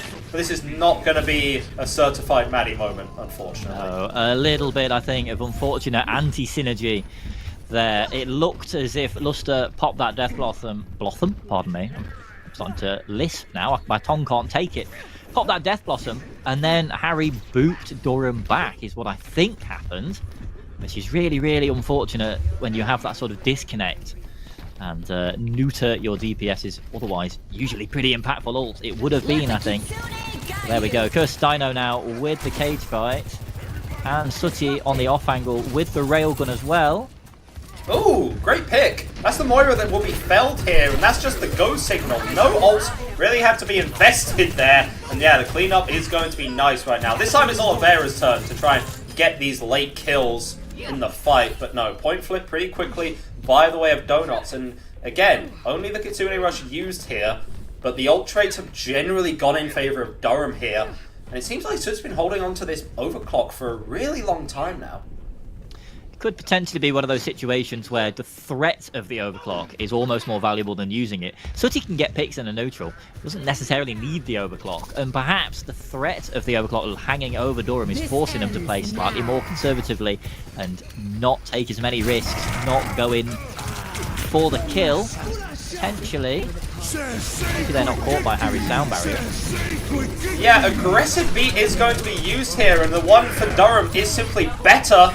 Luster gets just absolutely shut out in this enclosed environment there, and you question what influenced Harry to use that beat there, as now it's time for Space Mug to start flexing just a little bit. Oh. Pop in the pecs, that's what we like to see. Getting me very excited. Jesus Christ. Donuts are just going to be trying to retouch this point. They have the bank to work with. There's a line in which Donuts win this, but that line gets thinner and thinner by the moment. Sooty looking for something cheeky on the off angle there, going underneath. Pops Yeah, it. able to get the touch through. Yes, is coming through, and the window, the wall is used, and that's Luster coming up big. Kitsune Rush also committed there from Maddie at the end, just for safety's sake. It's kind of what you need, turning Luster into a mean, lean Chi right now. But Sooty has been felled. This is still close, could be either way. But yes, Donuts are just looking better. They're looking healthier, stronger on this point for the time being. Oh, we're going to the last point, Nagley. It has been 99-99 on 3 of these 4 points. This might be the 5th. Alrighty, let's see how it goes. You can see now, I think, Donuts seem to have downloaded Durham a little bit. They seem to have cracked the code. It's not perfect quite yet, but they're getting there. They're finding openings for Sooty. And that's like all he needs. Just a few Rest team pixels as well. here and there. Honestly, the Maddie Kiriko pick has been working pretty damn well. The Suzus have been very strong. Harry now has the beat, and that's just going to be the jewel. 1 out here. Harry going to be using the beat nice and aggressively. Recognize that Durham don't really have one of their own right now, and the damage not particularly overwhelming actually, but Moira being felled there. That's what you want to see if you're a Donuts fan, aka me. Going to be winning that fight using just the beat there. But now again, the pendulum swings back in the favor of Durham. First cap here though. Could be nice for Donuts if they're able to stall this one out. Yeah, hopefully, if you are a Nottingham fan, as you are, then you're hoping that Durham somehow managed to whiff this. But the cage fight, they've been making very, very good use out of it. They have both the portals coming up. They have the cage fight. They have the rail gun as well. Big Yeah. from Maddie, but Oliveira also going to be popping the overclock as well. And that's the headshots, that's the timing that you really want right now. It's all about how much stall you can get here if you're Donuts. That cardiac overdrive getting a little bit more. The 66% on this point seems to be about the precipice of one fight territory here. Donuts need to come in here and they need to make something work against the beat of Gangsta Ghana. yeah, I mean, it was such an expensive fight. Durham do take it, but they used 3 of the 4 ultimates that they had. And now, I mean, okay, they've still got the beat. But, I mean, how do you engage using, or sorry, how do you defend using this sim wall? It's powerful, but it doesn't quite have the teeth that you necessarily want. Yeah, that's going to be Dino popping that, and it is also going to be Luster as well, but Gangsta Ghana are able to live through that. The beat is good to keep everyone nice and tanky on the point right now, and it's Harry being felled. It's going to be Sooty trying to make the hero plays with the overclock, but no, we'll be dying as well. Donuts may not even be able to retouch this one. Harry is going to have to rush back to this one. Dino's making the swap over. Everyone going to the stall characters. There's no ult in this fight. They are so far out. They are so far down, and Harry is felled. Dino's Body not block. quite able to. No. Body blocked, not able to touch the point. Oh, And the GGs revenge filled the arc chat has log. been completed as GG's fill the chat logs. Durham managed to finish it off. Revenge is a dish best served cold. We're seeing some interesting sentiments coming from the players out there. No way we win this map, finally. Harry making his dissatisfaction with the state of the meta known as well. Can't say I blame him. It's a tough pill to swallow. You come back in the grudge match and you take the L this time. And I believe that's... Is that Nottingham eliminated? That's Nottingham out. They went from upper bracket to lower bracket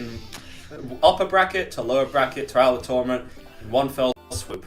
Top 6 finish for the lads. Obviously, that's going to be pretty tragic, kind of heartbreaking for everyone involved, myself included. Of course, I'm here on the sidelines, but Dome was so damn good, man. I don't even know.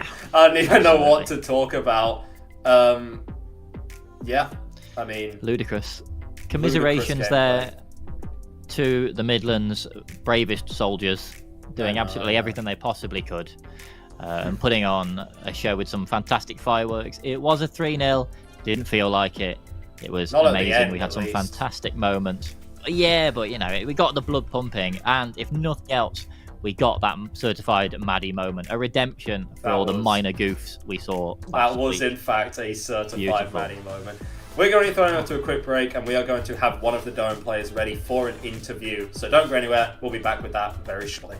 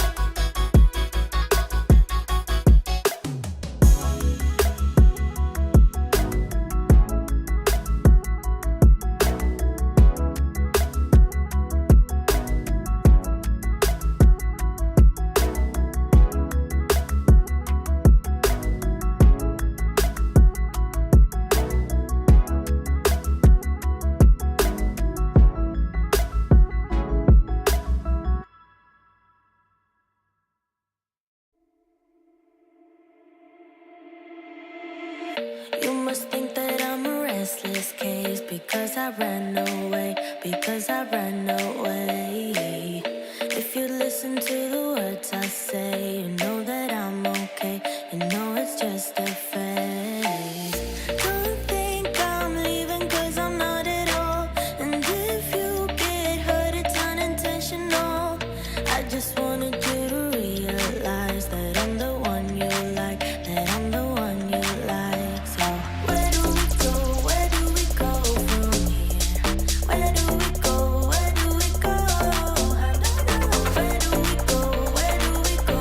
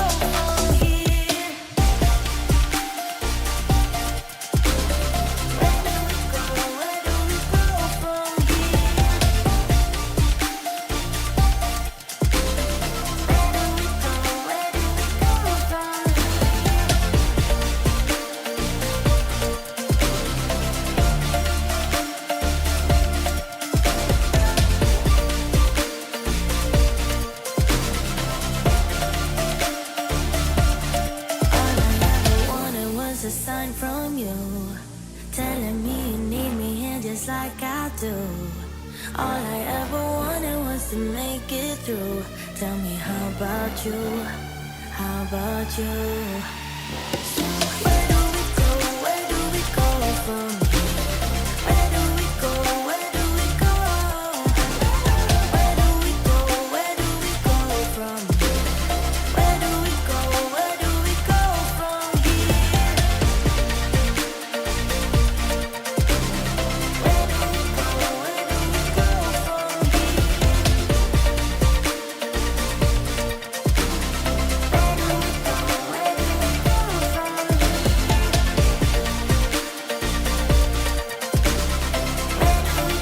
Where do we go from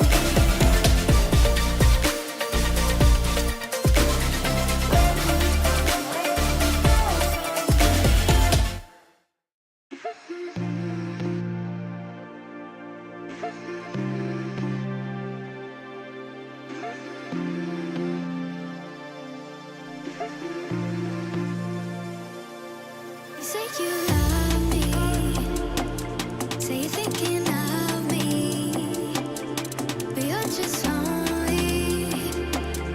Tell me I'm special, but to you I'm anybody. To you I'm anybody. To you I'm anybody. To you I'm anybody. To you I'm anybody. To you I'm anybody. To you I'm anybody. Say you love me. Say you think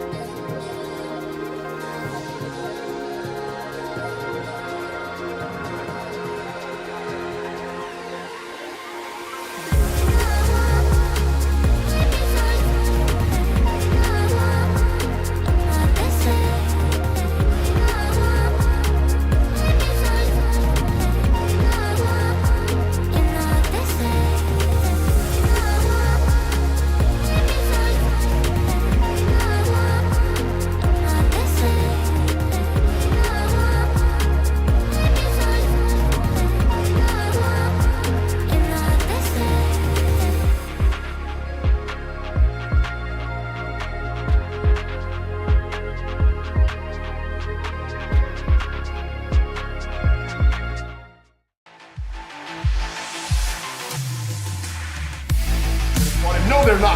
Super with the thread and OnlyFans, including Alpha. This round of Everyone, if you hate snakes, then this snake will end it here for you. Double kill going for Kyrie on the back of this fight. Cancels back and forth.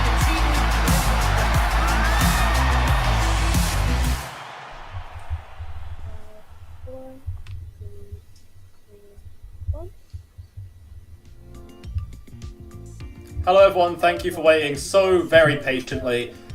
We have a winner's interview for you today, and I say it with very gritted teeth. Congratulations to Petra from Durham for winning that series in a clean 3-0 sweep over Donuts. How are you feeling, man? Obviously, you've been playing a lot of Overwatch recently. Pretty long series, pretty contested to a degree.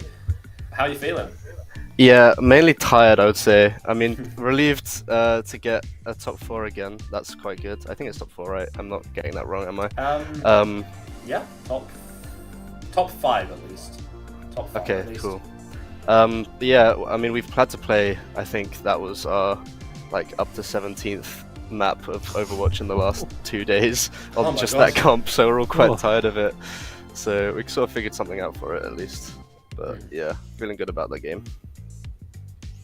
Yeah, alrighty. Now I've got to ask immediately, towards the dying end of Blizzard World, you put something in chat about your sister's PC not being built for this meta. Are you playing on your sister's PC? Why? Yeah, so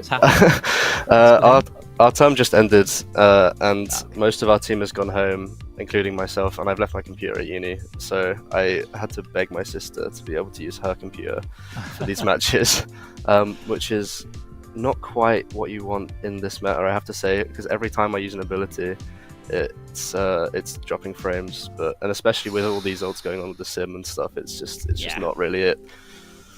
Yeah, it's an awful lot of particle effects. Does that mean is that going to impact your ability to continue playing in the upcoming matches, or? I mean, actually, this was my last one for the year, since I'm going away for a little triathlon boot camp this week. Okay. Yeah, so I won't be able to play the next match. Apparently. Overwatch players are jacked. Who would have Not thought? quite. Okay. Just my heart, the cardio, but maybe that'll be, Your heart is jacked. That's Yeah. enough. Don't even worry about it. I mean, it did seem like you were sipping on the Capri Sun in some of those clips. Jesus Christ. Oh, yeah. A question that I had. Obviously, you've been playing quite a lot of this meta and able to kind of, get revenge on Donuts, so to speak. Does that feel obviously particularly good? Kind of the idea that you got knocked down and then you're able to kind of get revenge on the team that knocked you down, or is it just something kind of taking a stride, just being like, well, I'm more kind of casual about it, more relaxed about it? Yeah, I think it was quite good to play them. I mean, we played a lot of the same teams multiple times, but I think this term it's been Donuts we played the most because we played them twice in NSC as well, I think, or maybe. I mean, we've at least played them once in NSC, and then we lost that one, and then we won the next one, and then we lost the first one in this playoffs, and then obviously we won again today. So it's kind of back and forth.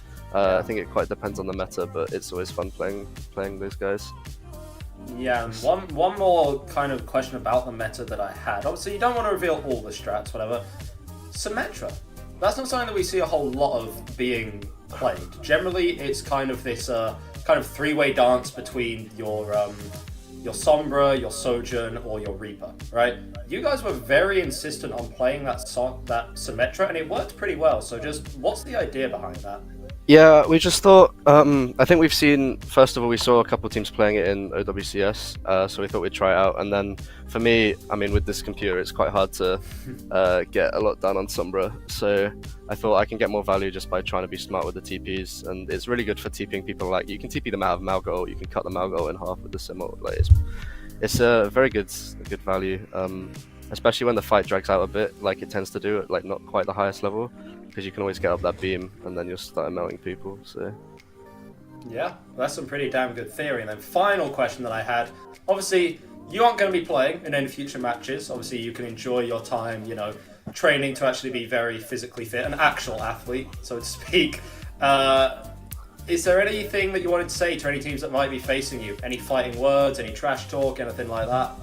I mean, we're already down 2 Team 1 members without me, and then me as well, so don't count us out, because even when we've had subs from other teams, then we've still taken maps off everyone had some pretty tough situations with one of our flex spots had quite a serious medical thing this past week. So we're just hoping that they get through that all right, and then in the meantime, getting some cracked hit scan players to play Moira for us from Team 2. Of course. Yeah, obviously all of our best wishes do go out to that player, of course. Mantra, congratulations on the win. Thank you so much for joining us today. Thank you. You can go and celebrate with the rest of your team now. We're going to let you go, but thank you so much. Thank you, thank you. Ta-ra. And with that, well, there are words which they could have with the players of Donuts, but they put on a damn good show at the end of the day. Yes, Durham, they did. Again, they're very well drilled in this meta, played it really well. Again, the sim, not really something that we wanted to see a lot of, but it worked out well for them. So can't be too upset about it, right? And people seem in relatively good spirits. It's just that kind of day, you know. We do have a bracket that we can show to kind of go through the matches and just the results of the day for what we haven't yet seen. Obviously, Warwick have punched their tickets to the grand finals in dominant fashion, not having dropped a single map. Obviously, Loughborough did win out that game against Durham, instantly dropped to lower bracket 3-0. Jesus Christ. Obviously, Durham are going to be facing whoever wins between Euston and Oxford. Quite close between them, but we were kind of questioning whether Warwick could adapt in this meta where maybe the Doomfist isn't theoretically the best character anymore. It didn't matter. It quite literally did not matter. They are still throwing everyone. They're still pretty dominant. It is still on the other teams to take the fight to them, so to speak. But yeah, that's our bracket. That kind of sums up everything that happens for the day. So Nagli, when are we next going to be back? Obviously, my face and your very, very handsome face. When are we going to see him again? Next Monday, the 25th, we're going to be heading on down. And where are we going to be seeing him from? Ironically, Nottingham. And we're going to be casting in person. We've got a big, lovely production set up that we're going to be taking part with there. And I'm very excited to hop on that Red Arrow from Derby, hop on down to Nottingham and meet this lovely, handsome gentleman in person rather than just being a talking head on a screen for once. I know, it's what I do best. Maybe you'll be incredibly impressed, maybe you'll be incredibly disappointed, doesn't even matter. But obviously, I've been Egg to the Ruin today, joined by Nagli, has done an absolutely wonderful job. Big shout out to everyone who's been working behind the scenes. Leah, Missy, Becca, all doing the production, observing, and the management side of this, just doing absolute Lord's work. Obviously, all of the players for putting on a phenomenal show for us today. And obviously to everyone watching back at home, who is just chilling out, supporting the stream by watching. 7 o'clock next week, we broadcast our finals live from the Confetti Institute in Nottingham. So, I've been Egg to the Ruiner, joined by Nagli Pins. Thank you so much for watching. We'll see you again next week for our grand finals. Bye-bye for now. Adios.